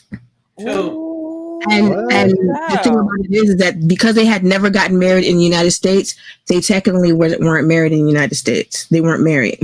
Oh, that's crazy. Oh wow, that's just painful. So if you're gonna have a destination wedding, make sure you get married in the United States and wherever else you're getting married, because because not all countries recognize marriage from different countries. Yeah. Wow, I feel bad for her. Like that's got to be painful. Yeah, that's gotta hurt. Yeah, that's what I talk about. Like these relationships, you got to be careful out here, man. Now relationships are so different than they were back then. You got to know the person back then, and then you put an effort in the relationship if you were serious. It's like nowadays men are like, a lot of men are so disingenuous. They really are, and they're dishonest. They're not honest about what their intentions are in a relationship or what they want from a relationship. If they want to touch and go, then say it. But I think the reason why they won't say it is because they're not going to get that girl if she's not interested in that. If they're really interested in that girl, I think the reason why they won't be honest with her is because they're not going to get what they want out of her because of that, because she's going to be like, well, I don't want a one-night stand, and the dude's going to be like, well, I want a one-night stand, but I want that girl. And it's like, you can't have her if she doesn't want a one-night stand. Move on to somebody else. You know what? You make a great point, and I think that's why when I talk about marriages and stuff, and we talked about marriage within the Black community, how a lot of times they blame the women, but a lot of these guys will lie to these women, like you said, to get what they want. Yeah, most women ain't going to say, if you tell her, hey, I don't want a relationship, I just want to jump in bed and do this, she's not going to have nothing to do with you. You have to lie. You have to lie to her and make her think that you're in it for a relationship. And then you just hit it, quit it, and pop off to somebody else. Yeah, and so and these women end up, living in regret, and then their regret returns they be resentful, and then it's just sad to see, because I know so many women in my family, they had regretted getting with some of these guys, and they got told, he's like, he told me he loved me, he told me all this, and he told me all that, and then I had the baby for him and everything like that, and then he up and left and slept with my best friend, and it's like, wow, you know. Wow, did you even know that person? Yeah, you know what I mean? Like, did you really know him? Did you get to know his whole family? Yeah. Is his family okay? Are they all normal? They ain't got problems? Yeah, and that drives me crazy because I see so many of these dudes and these women that uplift these black guys and say, well, black women, if they would have raised the sons right or chose better. I'm just like, no. The man is in control of this for the most part. Most men will lie to get, in a physical relationship with a woman, making her think that he wants more than just the physical. Exactly. And let's be honest. Come on, guy. I mean, yeah, there are some women that do there are women that do bad things. There are women that will try to lock down a guy. There are women out there, but it's not a majority of women that do that. No, it's That's not. a small proportion of women that do that. I hate it when you see these shows and they're just like, women need to take accountability. I'm like, but how can you take accountability for somebody that is lying and lies consistently and lies to a degree that most people can't even tell that they lying? Mm-hmm. And I'm supposed to be able to discern that because that person is a good liar and it's my fault. It's not my fault. People need to learn how to take responsibility for their stuff. Exactly. Yeah, they do. And it's like, be honest about what you want in a relationship. Say what you want, and maybe you'll find a girl that's interested in one night stands, but she don't want no kids. That's right, because there's women that will do that, and they will tell. Some of them will just straight out tell you. Yeah, they're out there. You can find that, but I mean, it's not the majority of women, really. Mm-hmm. And these guys know that, so they'll say, okay, yeah, I want a relationship, I want a family, I want to get married. And then he gets her, they go to bed, and guess what? After he gets what he wants, then she finds out the door. Yeah. And then you're going to turn around and say, well, you should have chose better. No, I mean, she thought she did choose better. She thought he was the guy. Better. She thought she found the one that she was going to have a husband. And that's why I said you don't go straight to the bed. That's why you never you don't have soul ties with somebody that you ain't married with. Don't ever have soul ties with somebody you ain't married with. Even in marriage, you got to be careful. Even in marriage, you got to be careful because there's some disingenuous men in marriage that still cheat. Yes, there is. The thing about it is that if what you want to do is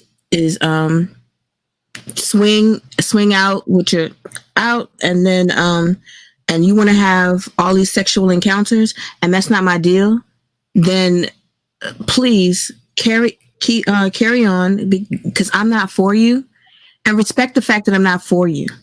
Because the thing about it is, a lot of men have it in their mind, I'm going to go get that one. Okay, you're going to do what you got to do to get that one. That one is not for you. And if you're obsessed, you do all that stuff, and sometimes on the flip side, you might catch feelings, and you do something, and she's just like, I'm done with you, and then where you at? So one way or the other, somebody gonna get hurt. Yeah. And it's like an obsession. When a woman says no, they get obsessed and want to keep chasing her. It's like, no, she said no, move. keep it pushing to the left, move around. Don't bother her. She said no, I'm not looking for that. Move around and go find somebody else who's into that. Exactly, because I don't have sex on the first date. Well, why? I've had sex on the first date with my first baby mama, and we were together, and then I was like, but how many baby mamas do you have, and how long did that relationship last? You didn't even get to know that person, and you creating soul ties. That's not the life I want to live. Exactly. And then you have people. I'm not going to have sex with you. Oh, I can change your mind, please. Yep. That's exactly what I hear. I have a will of iron, and it's not gonna happen. I will walk away from you. Hey, isn't this true? The Derek Jacksons of the world that tell you the right thing, that tell you what to watch out for, but then you find out that he ain't no good either. He does. Hey, that dude still got like 600,000 or 700,000 followers. How do you do that? Wow. Yeah, how do you do that? Be a cheater and a I sleazeball don't and still know. have Women out there that don't care. Yeah, there's some real nasty chicks out there that don't care. Well, That's sick. There are women out there that actually look for married men because they don't want to invest their emotions in a man, and they just want to get what they can from him monetarily. And if he's married, he's not going to come chasing after her for nothing. Those are called sad chicks and Tatianas. Yes, they are. You know that, Brent? That kind of reminds me of a pack of stray dogs. Mhm. All these women that don't care who they get with, married or not, or their history or not. Doesn't look like a pack of stray dogs. Yeah, it's like they go in heat and it's time, and a lot of it had to do with low self-esteem and no self-respect. It's sad. To me, it's sad. You know, I just look at them with pity, and they be like, "Well, I'm just gonna pity you because I look at you with pity." I'm like, "Girl, why? You know why?" Oh, my favorite thing is when another woman will say, "Oh, you just mad because you can't get no man." No, sweetie, I'm not mad. I don't envy you. I don't want to be like you in any way, shape, form, or fashion. And if I truly wanted a man, I can get a man anytime I want to. It's just that I'm not getting the right man, and that's the difference. Oh yeah, you could get a man to be there with you to the physical part. Yeah, they're a dime a dozen if that's what you want. But the real relationship. Well, you know, most people, they totally miss the point that communication is a form of intimacy. Mm-hmm. And they totally miss that whole side of it. I mean, if somebody can't hold a conversation with you, why are you gonna get in bed with them? Yeah. Right. Especially if they're using one lines like, "Hey, my little mama," and all this stuff. Like, wait. No. That's when I walk away. I'm like, I don't even know you. I don't know you, sir. You ain't no man of God. Good day, sir. Yeah, right. No, it's just like when people come at you wrong and you can feel it in your spirit. You have choice words or you walk away. Why are you walking away? Because you can't handle what I have to offer, and I don't have time to waste on you. Have a good day. Exactly. I just get vibes about people when I know they ain't about nothing. I just like, ugh, and then I just keep walking. Yep. The wheel before I hurt this man and walk away. Yeah, because I can't. So you're breaking all these hearts out here. So you have to massage my mind before you can massage anything else. If you can't massage my mind, then it's not gonna happen. Yeah, I'm all about men with intellect. A smart man is the best man to have a conversation with. Yes, because I love men like that. I have to explain the words I'm using. Yep. I'm like, if you would just pay attention to how I use the word, you would already know what the word meant. But you said paying attention. This is true. Yeah, that's the key word, right? Especially if it's a conversation about history. I love having a conversation about history. I love learning about different parts of history, ancient history, and all of that. So I need somebody like that talks about history, universe, planets, and stuff like that. If you ain't on that level, I'm not even gonna bother with you. I'm like, no. Oh, and you talking about the baby or something like that? I'm leaving. I don't want to hear about no damn rap music. Sorry, excuse my language, but no. I think his name is The Baby. I'm like, what grown man names himself The Baby? Yeah, I don't know. I have no idea. The Baby? That's a real name? Yeah, that's a rapper. The Baby. D-A Baby. Yeah. The Baby. Yeah. I have not heard of this person. It's somebody new? Yeah, yes, one of them young rappers. Didn't he shoot somebody in Walmart? Yes, and he punched a woman in the face too. Well, that's a real loving guy. That's a high value man right there. Oh, yeah. And then got a girl pregnant, got a side chick pregnant, and then beat up her brother. Well, that's what high value men do. You didn't know that? Oh Wow, Lord. that's just I mean, High value Dusty. hey, he makes six figures, right? So he's high Yeah. value. Just High got the value dust off the top Dusty. shelf is all. and so many people have different definitions of what high value is. Yeah, It's not funny because for me, a high value man is a man that would not cheat because he value what he has. yeah. Exactly. That he's a man of character. And there's so many little thoughts out here talking about a high value man is a man that makes six figures at least. What difference does it make if he makes six figures if he's cheating on you with everybody else and he doesn't value you as a person? Yeah, and bringing back opening you up to potential diseases. That's scary. Like, Yeah, do these people have any know that HIV ain't gone? Nope. Nope. Chlamydia ain't gone. Gonorrhea ain't gone. Herpes ain't gone. Like, you open your partner up to like catching all that stuff. Stop. Like, that's trifling to me. Well, Like, and these people are Nowadays, trifling. they're saying that Hey. stuff that you used to be able to fix with antibiotics is becoming resistant. So if you do the gonorrhea used to be you could take a pill, get it over. Now it's getting resistant. So if you get gonorrhea, you might be stuck with gonorrhea. Oh, well, Lord and Jesus. that, and look, we got monkeypox now. Yes.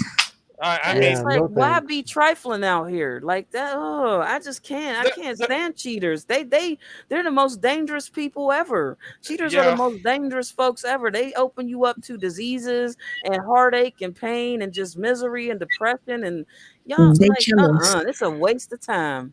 Mhm. It's foolishness. but if we valued marriage like we're supposed to, we'd be protected from all those diseases Yeah, and all that Yeah. crap. definitely. If they Yeah. valued their marriage and not mess around and sleep around and all that, they would actually not open their partners and themselves to diseases. Like it's like they don't even care. Like they have no self-respect. Even if they ain't married, they still ain't got no self-respect. Like, come on, man. Y'all act like these diseases you ain't gonna ever catch them. Yes, you can. And some condoms don't protect you from those diseases, like herpes. Yep. Like, come on. Like, have some self-respect. And the thing about it is that there is a difference in dating a man that is marriage minded and dating a man that is not. Because a man that is marriage minded treats you a lot differently than a man that is not. Exactly. Yeah, that's true. Usually men who don't have respect for themselves don't have respect for others around them. Not That's even their right. family members. If they treating their family members like crap, they a crap. For Yeah. real. Hey guys, we're at the 3-hour mark. I'm gonna have to shut this down. All right.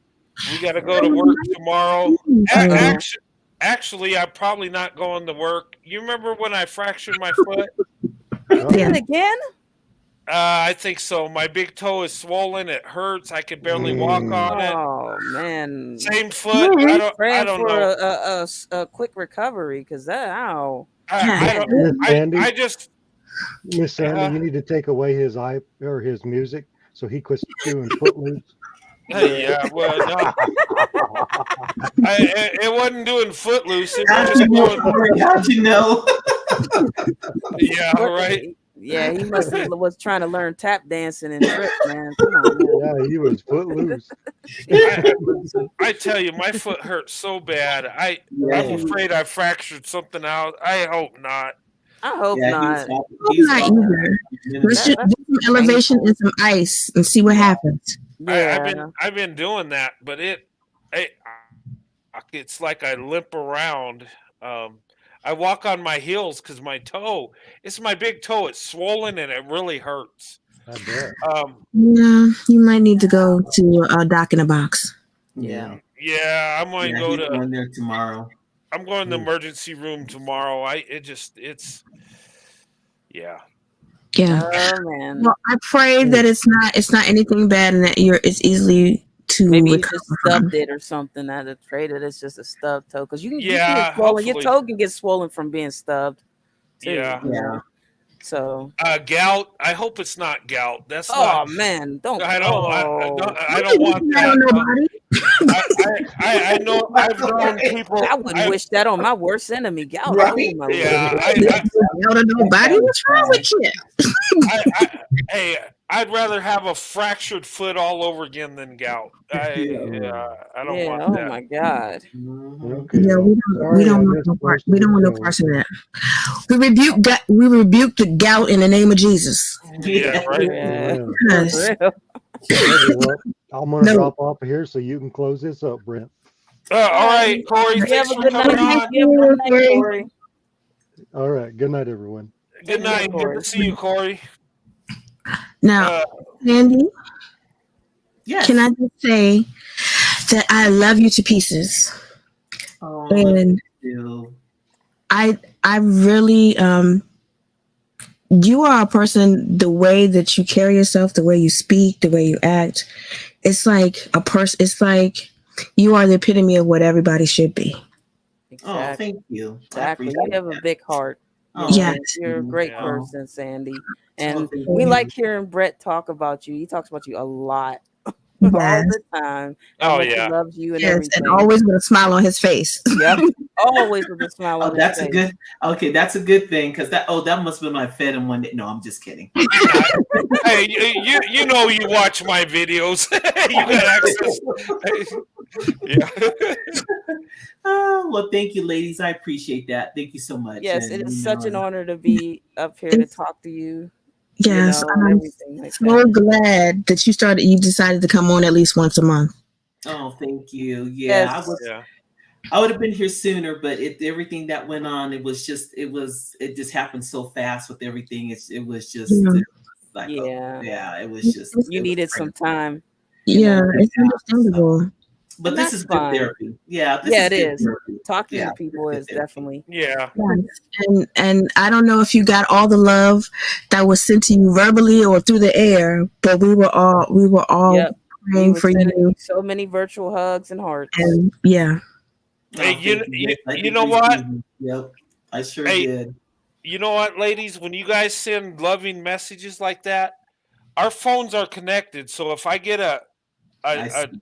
a message from YouTube, she gets it too, so she sees it. Yeah, I see. that. And she's told me many times, tell everybody thank you. That's so sweet.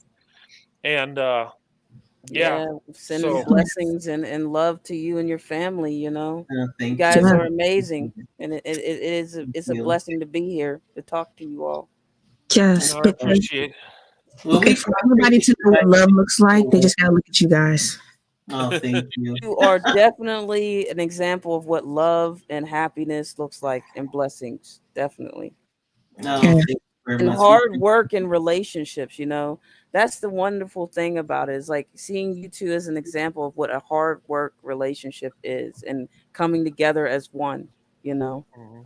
Yes. Thank you. Yeah, it's and it goes, both ways with us. With this relationship, it was we were determined, and not for just like everybody else, just for with us, as far as letting people know that love works between regardless of what each person looks like or what race.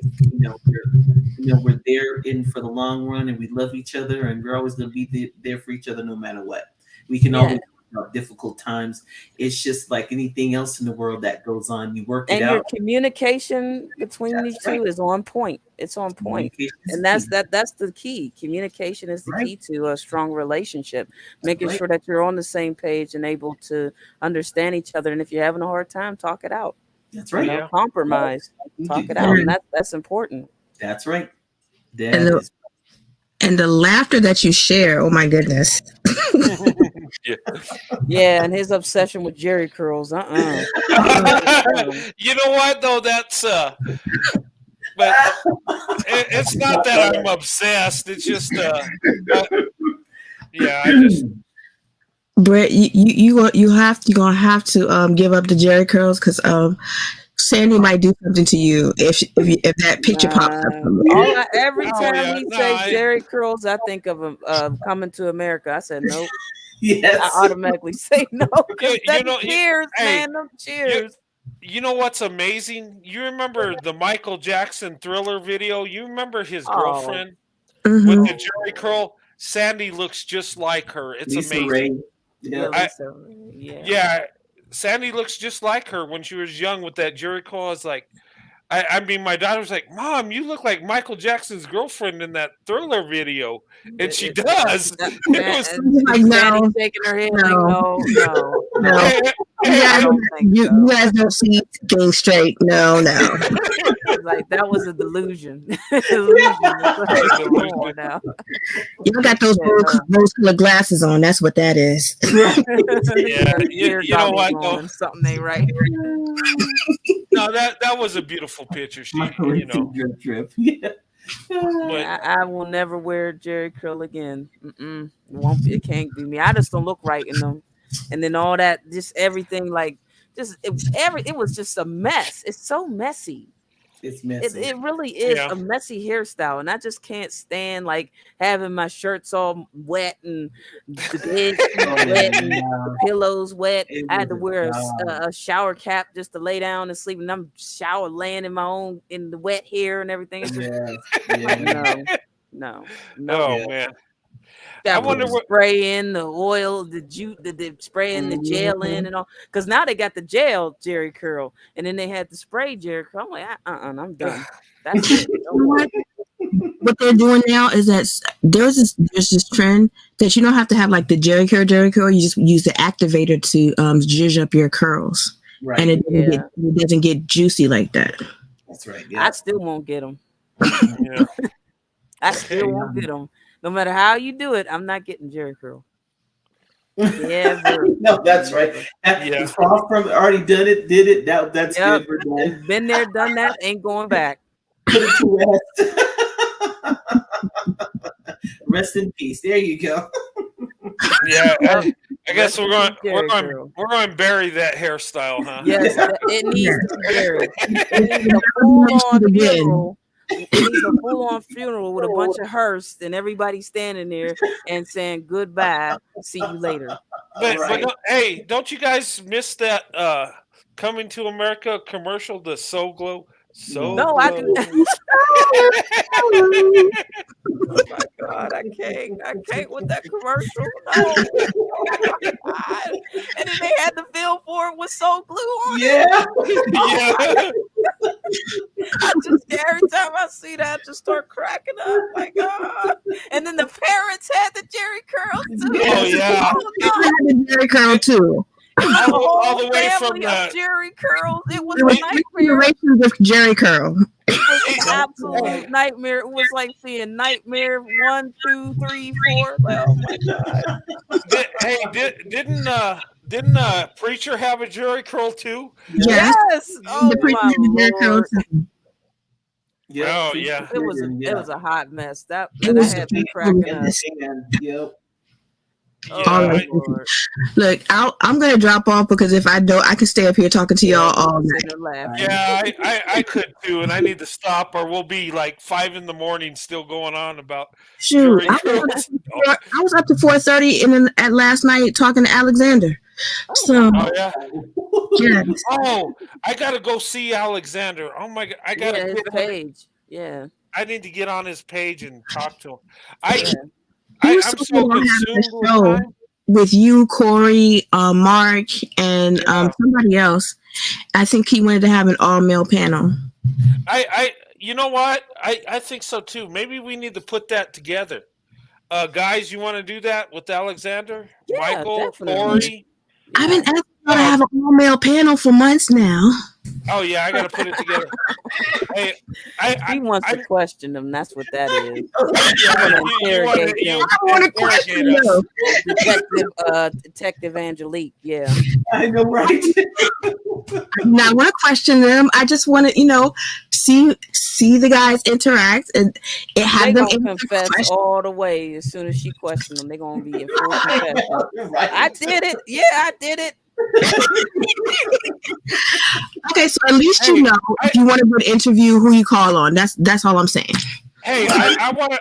Hey, guys, listen. Before we close down tonight, I want to do a survey. Okay, and I want you guys to participate, and let's get our data together. Black women, white men, and this is what I want you to do. white guys, get with other white guys or non-black guys and say, would you date black women? What do you think about black women? Do a survey.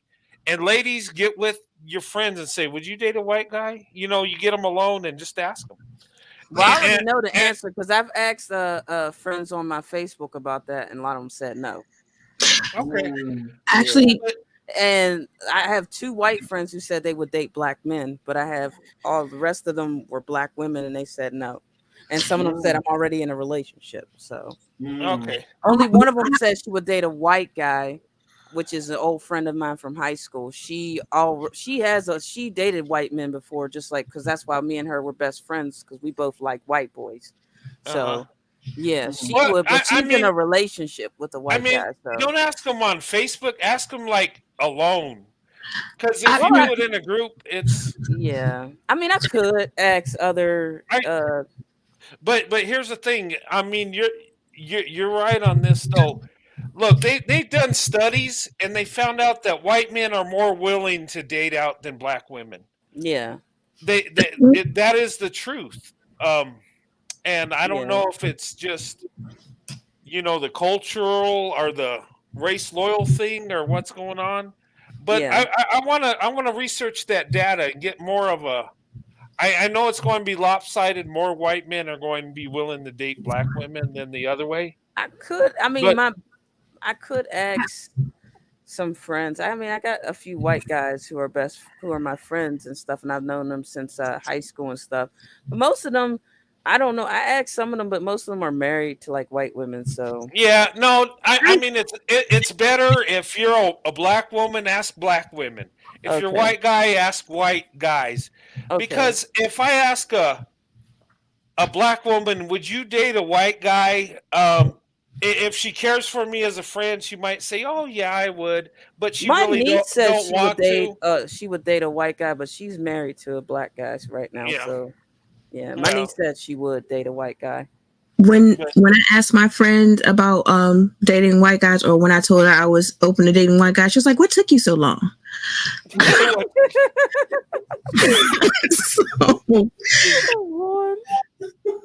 So I know that she would.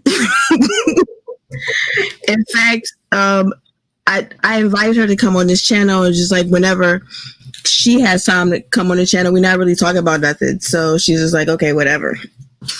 Yeah. But she's looking for a white man to marry. And here's the thing. I'm going to do a study, and I'm going to give you guys an accurate response. And I'm going to do it individually and ask people. And I might just ask people out of the blue when I'm somewhere and just say, hey, would you date a black woman? What do you think? Another white guy.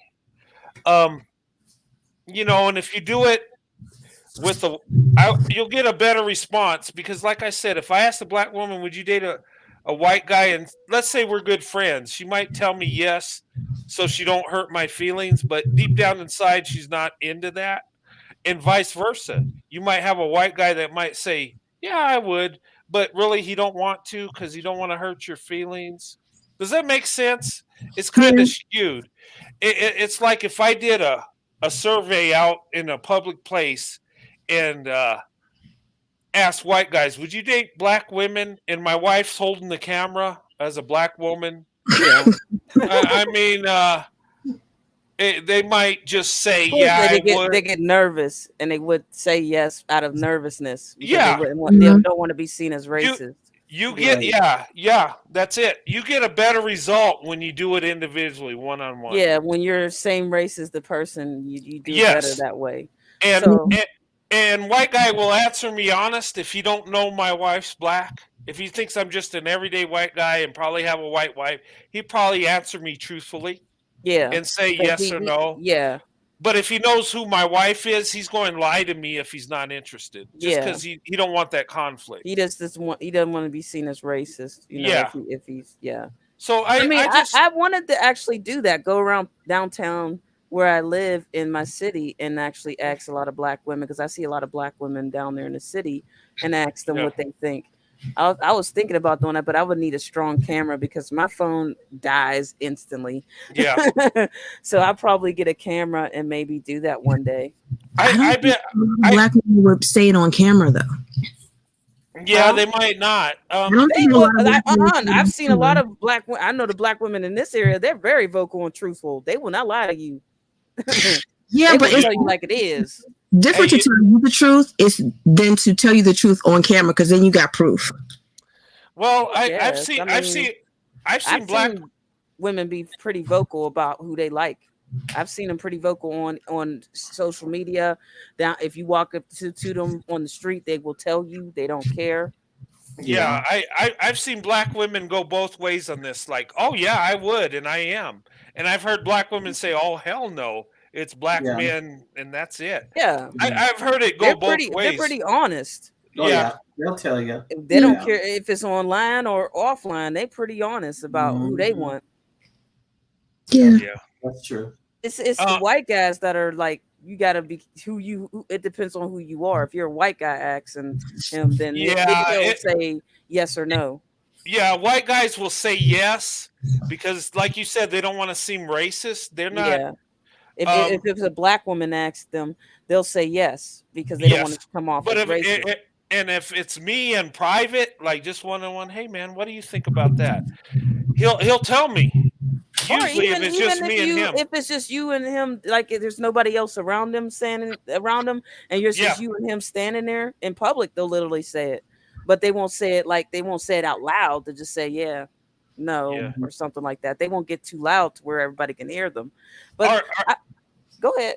no, or they'll do a roundabout. Well, I've never dated black women, Yeah. so this is what I'm into. I mean, Yeah, they'll say well, it like that. my preference is white women or something like Yeah, that. Yeah, right. yeah, You'll figure it out from there. But Right. yeah, I say like if I do get a chance and maybe get a good camera, I might just go down into my city and do that one day. yeah. But it has to be it can't be cold as heck because I ain't standing. Yeah. No, Oh my god! I want to do that in the future. I want to do like, Or just you go know, from city to city or state to state. If you and Sandy travel from state to state, do that. Like you come to my city and y'all can do that. The best time to come to my city is in the summertime because it's real busy during the Everybody's summertime. busy. Yeah. Yeah. Yep. All right. I told Brent about that. I said if y'all ever come to Pittsburgh and y'all can come to Permani Brothers, try the Permani sandwiches. oh yeah, y'all we been got to out get there. one of those sandwiches. Yeah, definitely. I want one of them sandwiches. Good night, Yeah. Corey. Bye, Corey. Good night, Corey. But anyway, guys, yeah, we got to shut down. But it was great talking to you, ladies. This was a fun panel. Definitely. It was And, really great talking to you and Sandy. Especially Sandy. She's funny. Sandy, Yeah. Thank Sandy, you. like, I want to be Sandy when I grow up. Yeah, that's how I feel. I want to be You guys are Sandy when I grow sweet.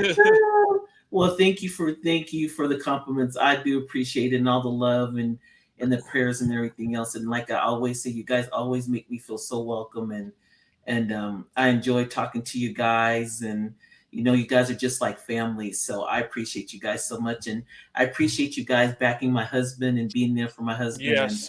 And I appreciate that too, because I think without you guys, my husband would not be here. So thank you so much for Yeah. having It my is kind of it is kind of rough on YouTube. There are so many trolls and troublemakers. Yeah. So we got his back. We'll come after the trolls. We got Oh, time for yeah, trolls. they do. And you know what? That shows a blessing that being in our relationship that we get hate, but we're getting love also, and it's like love is overcoming the hate, and that's a beautiful thing. And you guys are showing that. You guys, look, YouTube. I don't make money on this. I mean, I get some change, but it's. Yeah. I mean, I could do so many things that make more money, but this is more meaningful. It's more of a family Especially thing. your Sunday services. I enjoy those. Yeah, I need Sunday to do. service. I'm going to do one Tuesday. Okay. Yeah, a prayer yeah. meeting because I Prayer have. meeting, yeah. Yeah, I need to do that so we can.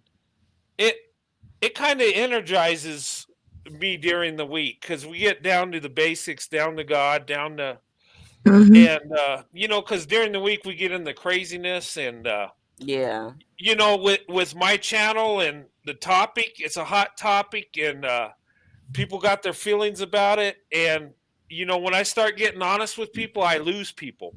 And it's just because not all of us agree alike, and that's okay. Yeah. But for the most part, you guys show me love, and I appreciate that. I appreciate you guys more than you ever know. This is something. Definitely. This is something this is a blessing to me. And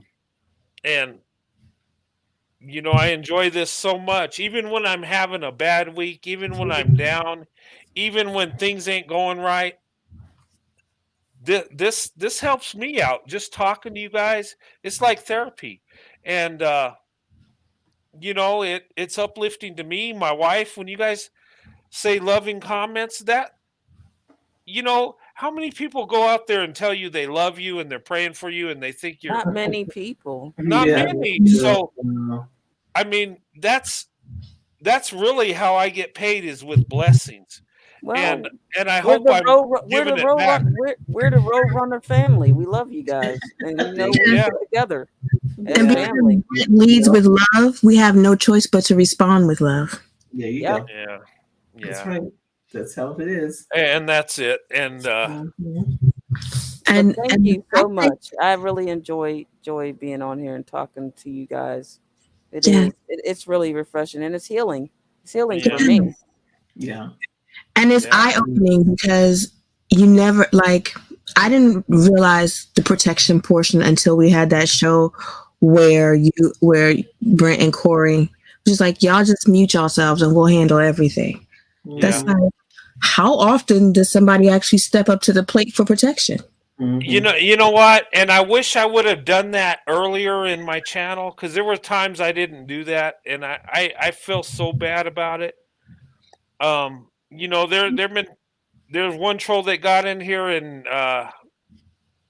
did some damage, you might say, and it hurt my channel. It hurt me. My wife will tell you I was down for so long.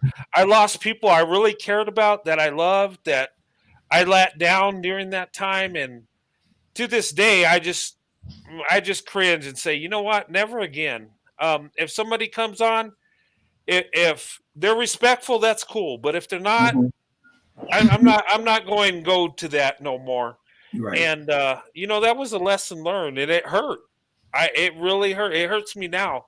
And my wife will tell you, I pray for the people I had on my channel I really love and care about. I pray for them to come back, and if they don't, I understand why they don't, and it's my fault. I get it.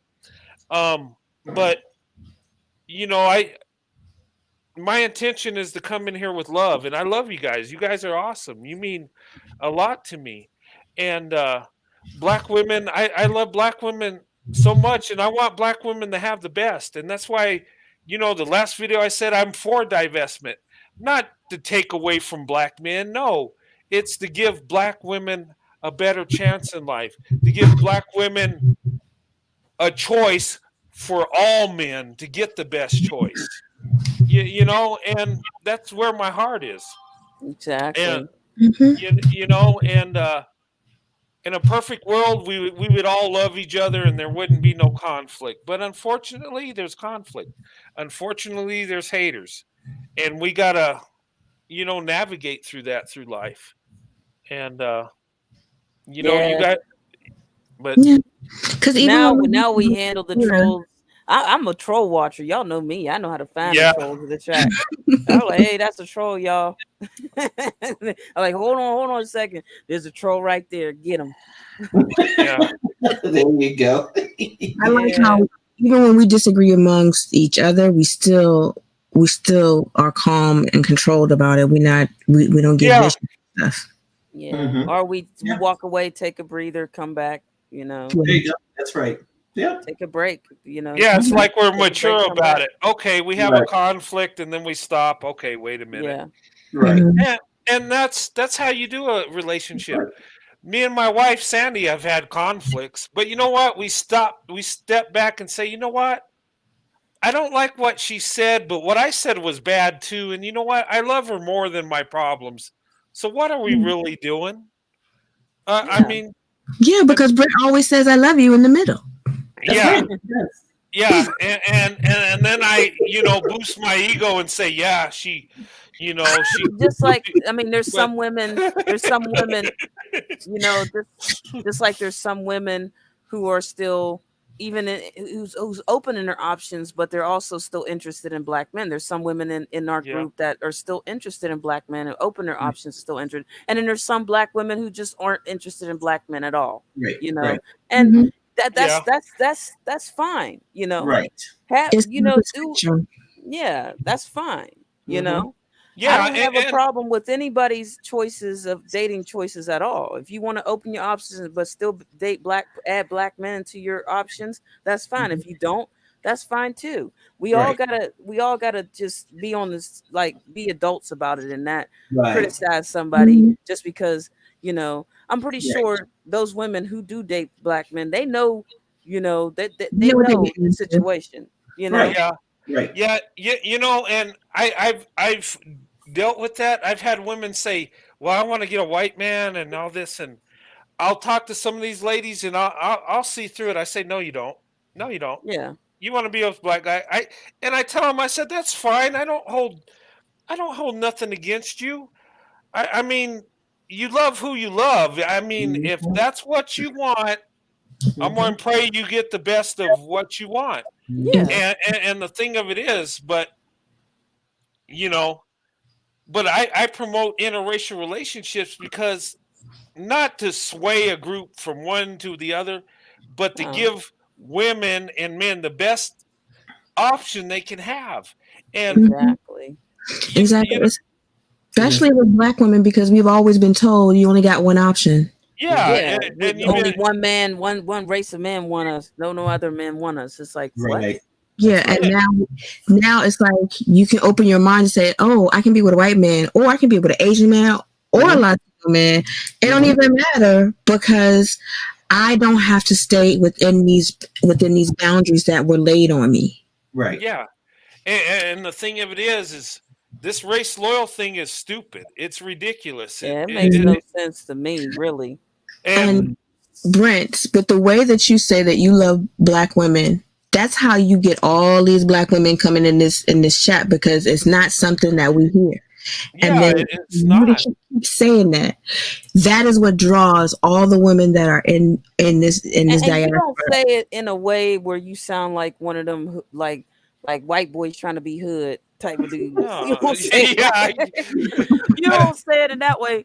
You don't have the black scent or anything. You sound like an actual normal white guy. You don't have the black scent. You're not wearing dreadlocks or cornrows. You don't have your hat tipped to the back. You ain't trying to be hood or anything like that. I wish you would try that, because that does not work. Well, hey, like, go back in there and change. You don't appropriate, black culture.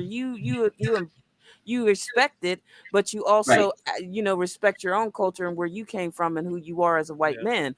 But you love black women. You're not out here trying to be like, I guess they call it a wigger, You don't have that. You don't. I see white guys with that black scent and all that. I'm like, ugh, automatically turned off. No way. It's don't ever say that, Michael Ray. You see what he said in chat? What's up, yo? Nope. What's up, yo? Sideways cap. Don't you do that. Okay. Michael Ray is a mess. But Brent, the reason why that so many people drift to you is because you are authentically you. And as long as you maintain the authenticity of yourself and your love for black women, you will always have people that will rally against you, because if anybody comes against you, you got the whole army of roadrunner coming after whoever goes against you. Exactly. Well, and the thing of it is I just tell the truth. I mean, in my life, there have been amazing black women that have blessed me. And why would I not love them? Why would I not look at what's going on in the world and say, you know what, black women are doing some amazing things? And, I remember I've always been attracted to black women. I remember my friends when I was a teenager. Why are you going to date them? Most of them won't like you. But that's not the point. The point is I see the true blessing. I see what Black women are about. And if only 10% like me, what more do I need? I only need to find one wife, right? Mhm. And I got that. So it don't matter, people think in the how many they think in the body count mentality. No, you want quality. You don't want quantity. You want the best of the best. You want the best option. Exactly. But I can love women that don't love me. I can love people that don't love me. I can see that how awesome people are, regardless of how they think about me, and that's That true Christian that you are. yeah. I mean, you might think I'm horrible, but I see the blessing in you, and I just it's just refreshing, and I'm not trying to be rude. It's just refreshing to see a regular white guy and not one of these. I'm telling you, these wigger dudes. I see them all over TikTok. It's like, oh, please stop. Y'all can love Black women without having to act like a Black man, or you can just be yourself and say you love Black women. That's it. That be yourself. God dang it, I'm tired of the right. Tired of all that. If you you ain't gotta be hood to get with a Black girl. You just be yourself. Be yourself authentically, and that will impress her more than anything else. Yes, when you are your regular white self, please, just don't do it. Don't be MGK or Eminem and all that. We don't need all that. Because it's like, first I have to deal with your representative, and then I got to get to know you after I've met your representative. Right?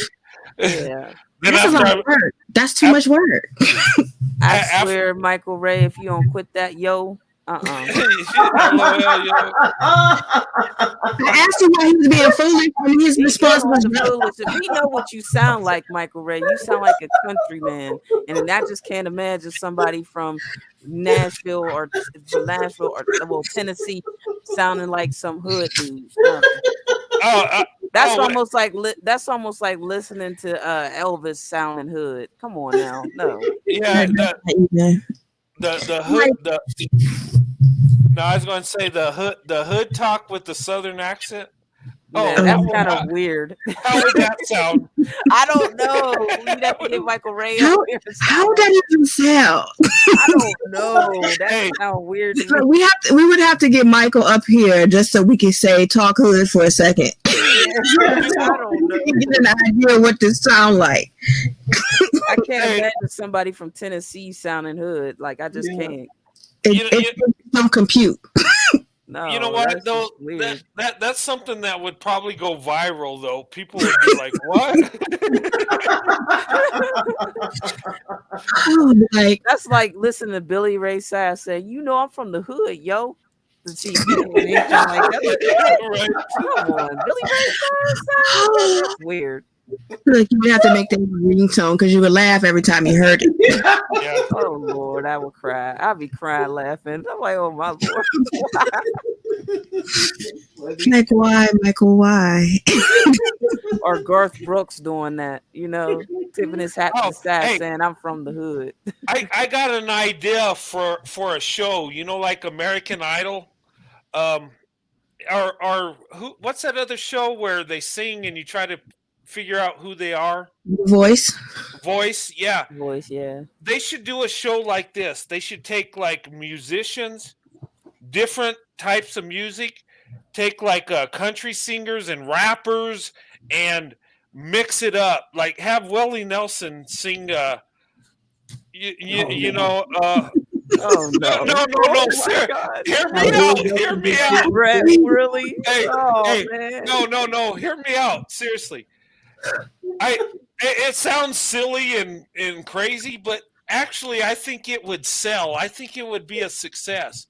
Can you imagine if you had someone like Willie Nelson singing a rap song? No, but then hey, come on, man. No, but then you take like you're so shady. Who's a big rap star right now? You know what? I don't even listen to that anymore. I don't let's- know. I don't know. I just know rappers from the gossip blogs and stuff. Or how about you had like 50 Cent sing about how he wants to be a cowboy? Oh Lord Jesus! I don't even like 50 Cent. The closest thing that we have to that right now is The Masked Singer. Oh no! No, but I'm serious. I've talked to people at work, and I says, "What if they did this?" I mean, and you know, you get talented musicians that can sing, and you could get country singers that could do a rap. You could, or rappers that could sing that got a good voice that could sing a country song. You could, right? And just to see, well, how, Darius Rucker, he's a black He's country singer. like all across all genres at this point. He used to be alternative rock. I love Hootie and the Blowfish. I still listen to that. Yeah, and he sings country like no tomorrow. Yeah, he's really good. Yeah, he's good at it. But if you could and here's the thing, in the entertainment industry, they would go for it if there's money to be made. Of course. And you get people singing different songs. But then again, it would be hilarious too, because some just wouldn't work, but it'd be fun. It'd be funny. I think it would get ratings. I think and it would just be a fun way to just have these guys sing that stuff. I mean, I don't know. I don't know if they thought about that stuff. Oh, but Lord. I think that eventually it'll happen. But get Ice Cube. Hey. When you have the Zaddy Academy. The what? Zaddy Academy. I just want to know about the Zaddy Academy. White Zaddy Academy, yes. Hey guys, listen, like, share, subscribe, get my numbers up. I gotta be in the millions. That way I can make money and open up a White Zaddy Academy next to Umar Johnson's Academy. Hey, if it's not working out with Umar over there, come over to the White Zaddy Academy. You're gonna have a stroke from stress. You're gonna stress that man out. You're gonna be so. He will start crying. If you know TV, Sinji would have had him crying. Oh God! He was about to cry. You know what?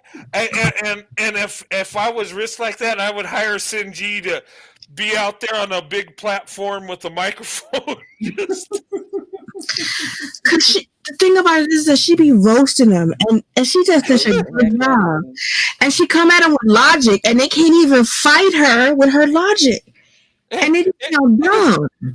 Gosh, you know what? I want to see them debate again. It's like she's having a good time, and he's just not going to debate her. And he would rather go to Keeping It Real with Tammy show than debate Cynthia G 101. He's not going to do that. Tarika Sheets didn't even do that. They know they can't debate her. They cannot. That's why they only put her on with everybody else having a different opinion than her, because she holds her own so well that she don't even need backup. Exactly. Yeah, even with that last panel where they're all three of them are on the other side of the fence than her, and it's like, because they couldn't even come at her with anything. Because everything looked like he was about to cry. He was about to go full Karen. Yeah. and because she makes such good points, they have to cut her off all the time. Yeah. Oh, we have to do this, we have to do that. We can't let you get your opinion out there. Okay, I hear you, but let's hear from Omar.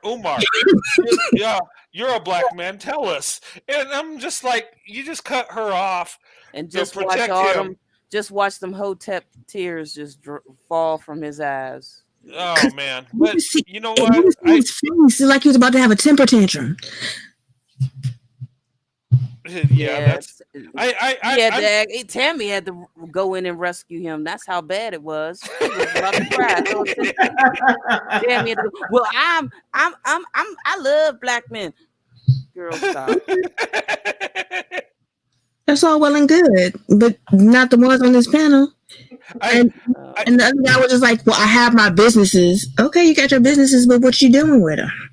You know what's You got all funny these is, businesses, but are you taking the money that you get from those businesses and investing them into like centers, like youth centers in the hood, in the urban, areas? Are you investing your money into those centers for kids? Are you opening up, like, schools for young Black students? No, you're not. You ain't doing none of that. You just got businesses. That's all you got. yeah. Um, Gosh, what was I going to say? I lost my train of thought. But yeah, you're talking about the other guy on the panel, and it's funny because I see other YouTubers saying, "Well, Umar and Cynthia and this guy, or the other guy." It just no, but yeah, he was like, when what Heck, they blew didn't my even know who he was. They just said this guy. yeah, and what blew my mind is when he says, "Well, black men are what do you say? Black men are the driving force of the economy or something." That's a lie. Black women are the driving force of the economy. If Black Yeah, women decided to boycott something, then that thing would be done with. Done for. If Black women came together and boycotted something, it's done. yeah, For real. it's a wrap. It's finished. It's a wrap. And you know what? If the divestment movement gets really big, it's a wrap. I'm just saying. Yeah, it's a wrap. I think it should, and I think Black women should open their options, And you know what? White men are going to be all open for it. Don't kid yourself. They're sitting in the background. They're ready to receive Black women. You might not hear them say it openly out in public, but they are. They're all more than willing. Yes, and if there are any married men on this particular panel, please contact Brent so he can forward me your information. Oh, good Lord. There you Don't go. have everything from their birth date to the time they was born, the color of their hair, what their head looked like, Hook a sister up. I'm just saying. Oh, Lord. Angelique on which color shirt they had on that day. Everything, the whole description, how tall they are, how big their feet is, and everything. I am not interested in that stuff. I'm interested in the intellect because I'm all about a good conversation. How about that? Because you want to know their IQ, their IQ number, the levels, IQ level. Yeah. Yeah, you know what's crazy is during that debate, there were people that say, "Yeah, Umar and the guy won." Like, how? How? Were we watching the same show? Because that does not compute. Yeah, was we watching the same show? Because as far as I know, he got dragged to the filth, and he had to get Tammy had to come in and rescue him. That's how bad it was. He had that toddler face on. He had that I'm not gonna cry toddler face on. Yeah. and then he got upset because the trans woman, he kept calling her a beautiful African queen, and then he found out she was trans, and he went full transphobic. Oh yeah. I mean, he was trans. He had a whole nother attitude. He was mad. He was like, he didn't know she was trans. That's why, and he got mad when he found out she was a trans Black woman. You know what? Dang, his whole transphobia showed big time. And you know what? If he was a secure man, he would have said, "You know what? I thought she was a woman. Okay, my bad. I didn't know." But he literally just dogged her in a post. That's disrespectful. It's just like. Yeah, he did. He dogged her out. Yep. And you know what? Nobody's really making fun of him on that. Nobody's really saying that because some people were saying drag him for that though. Because trans Black women don't go through the same thing as like cis Black women, but still they still go through discrimination. And what he was doing is discrimination. What I want trans Black women to do is look at Umar and realize that a lot of Black men in the community are like that towards trans Black women, because a lot of them don't realize that these cis Black men feel this way about you. This is how they feel, but they want to blame Black women for that. No, that ain't our fault. That's on them Black men, the cis Black men feeling that way about you, but they blame us like, "Oh, y'all put that stuff in their head." No, we don't. No, we don't. I sure as heck don't. It's like you don't know something until you know. So it's like that's like I wasn't open to dating. Yeah, I didn't even know that she until was a trans woman. I thought that was an actual cisgender woman. I didn't. I didn't know she was a trans woman. Masculine. I was like, oh, okay, they got trans people on here. You know, I didn't know either. I didn't know. But I wouldn't focus on what her features look like. I just see her debate. Her talking points were great. You know, when she was on there, she had a lot of like points. She pointed out a lot of stuff. Yeah, I just thought it was two women. I thought it was her and Cynthia G, and then two guys, and they were going that's it. Have a discussion. But you know, when I look back and I look at the features, I say, okay, I can see how that he or she looks trans. Yeah. No, I couldn't even tell by the features either at all. I just couldn't. I thought she was a woman. Because I know some of the men that have kind of similar features to her. Yeah. To me, she just looked like one of my male friends, and that's why I was just like, I was kind of questioning. I was like, isn't that a man? And then I wasn't really sure until somebody said, you know, that she was transgendered. But I didn't know until I saw the Twitter post. Yeah, I didn't know until I saw the Twitter post Umar made, and I was like, "Oh, that's a trans woman! Wow!" You know how you could get under his skin? Go to his channel when he's live and say, "Umar likes trans women." Just if you type that in, I bet that would get so under his skin. I don't know if you want. So many people would come for you if you said that. Yeah, they would. I'd be target number one. I mean, I could say it on my channel, but if I went on his and did that, yeah. I mean, everybody has their opinion about trans people in the chat room, but I'm not going to be transphobic. I just don't feel the need to do that. I mean, I do see the difference between trans women and cisgender women, and no, I don't think that they should be in the same category. But I will respect trans women because I do believe they should still have rights, just like the LGBTQIA. You know, so I'm gonna just keep it on that respectful level. Yeah. My thing with that is that has nothing to do with me. That's your personal choice, right? And I'm not supposed to judge anybody, and the only person that they have to worry about is God. They shouldn't have to worry about me. Amen. God is who they got. God is the one that has the final say. Yep. God is who they got to answer to. I ain't gonna be the one. They ain't got to answer nothing to me. They answer to God. Yeah. As long as you treat me respectfully, I will treat you respectfully. The minute you cross that line, I'm gonna tell you.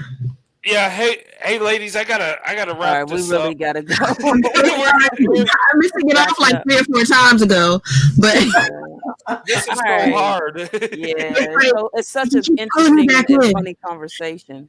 And seeing Sandy smile is just like the whole. It's like the whole cracking up. Like I'm looking for her smile because it's a beautiful thing. Yes, it is. Thank you, ladies. Appreciate y'all.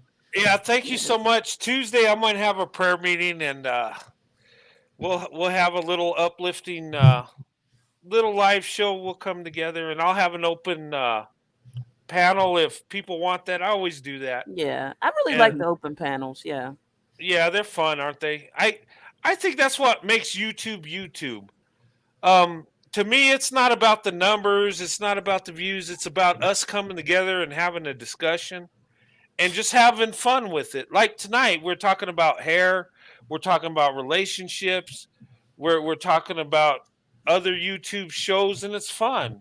Yeah, you know, that's what it's about. I embrace that. I love live panels more than. I mean, I can. You know, there's been good shows down the line that worked out beautifully and got a lot of views. Even though we sometimes go off topic, but still, it's interesting. Oh yeah, we always gonna go off topic. If somebody watching, the people who's watching replay, we gonna always go off topic. Yeah. So stop complaining in the comments section. They always complaining.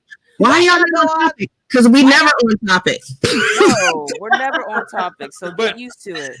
You know what's funny is a lot of channels do that. They'll go off topic, especially when you get into panels, because some people take it off another way, and you'll get into little rabbit holes along the way. it's just wild that people who don't get on the panels complain. Like, you don't even get on the panel, so why are you complaining? Right. Yeah. Why Well, you leave a And comment saying everybody should stay on topic? Look, and it's not like we're going into topics that aren't subplots of the original topic. So it's like, and we're having fun. You just don't like seeing people have fun. That's what that is. Yep. Yeah, they just don't like that. They stay on topic. Man, you ain't even get on the panel. How you gonna tell somebody to stay on topic? Girl, bye. Okay, look.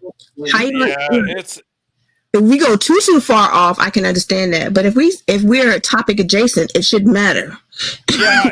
If we start out talking about interracial dating and then we start talking about hamburgers, okay, I get it. Yeah, that's But even then, that's interesting conversation. Yeah, it is. Hey, and you know what? A lot of times when we go off topic, we get into stuff that's actually makes the show even better because we get into stuff like, oh wow, I didn't know that. Yeah, you find out new things. We've gone into recipes, but we don't get me started on recipes because we be up here all night talking about some food. Shoot, I gotta lose weight. We will talk about some food. Yeah. I'm all about food conversations, all kind of food, different kind of food, everything. Where to find the best restaurant, what state has the best steaks and everything. Oh gosh, yeah, you know what? Don't get me started. We be on here all night. And what's funny is that the panel could be talking about one topic and the chat will be talking about something totally different. Yeah, Exactly. Yeah, that happens all the time. So nobody stays on topic on this channel. Yeah. Oh, that's All funny. right. You're talking about, oh, okay, let's talk about that too. Yeah. All right, ladies, let's wrap this up. Let's get out of here. I'm gonna drop off because if I don't, I will stay up here. Yeah, I gotta drop off too. All right, I love you guys. Hey, guys. And thank you for the prayers for my mother. I really appreciate it. Yes, and Oh, thank Sandy, you you so definitely much. got to come around some more. Please do. Yes. Oh, thank you. I will definitely try that after. It's truly like enjoying to talk to you and Brent because he's always talking about you. So you got to sit here and listen. You should just like sneak watch. Like sneak watch and listen to him talking. He talk about you 24/7. He love you. Yeah, From the bottom of his heart, he really does. So you got a real one right there. So. Yes, I do. Yeah, and he's wrapped around you.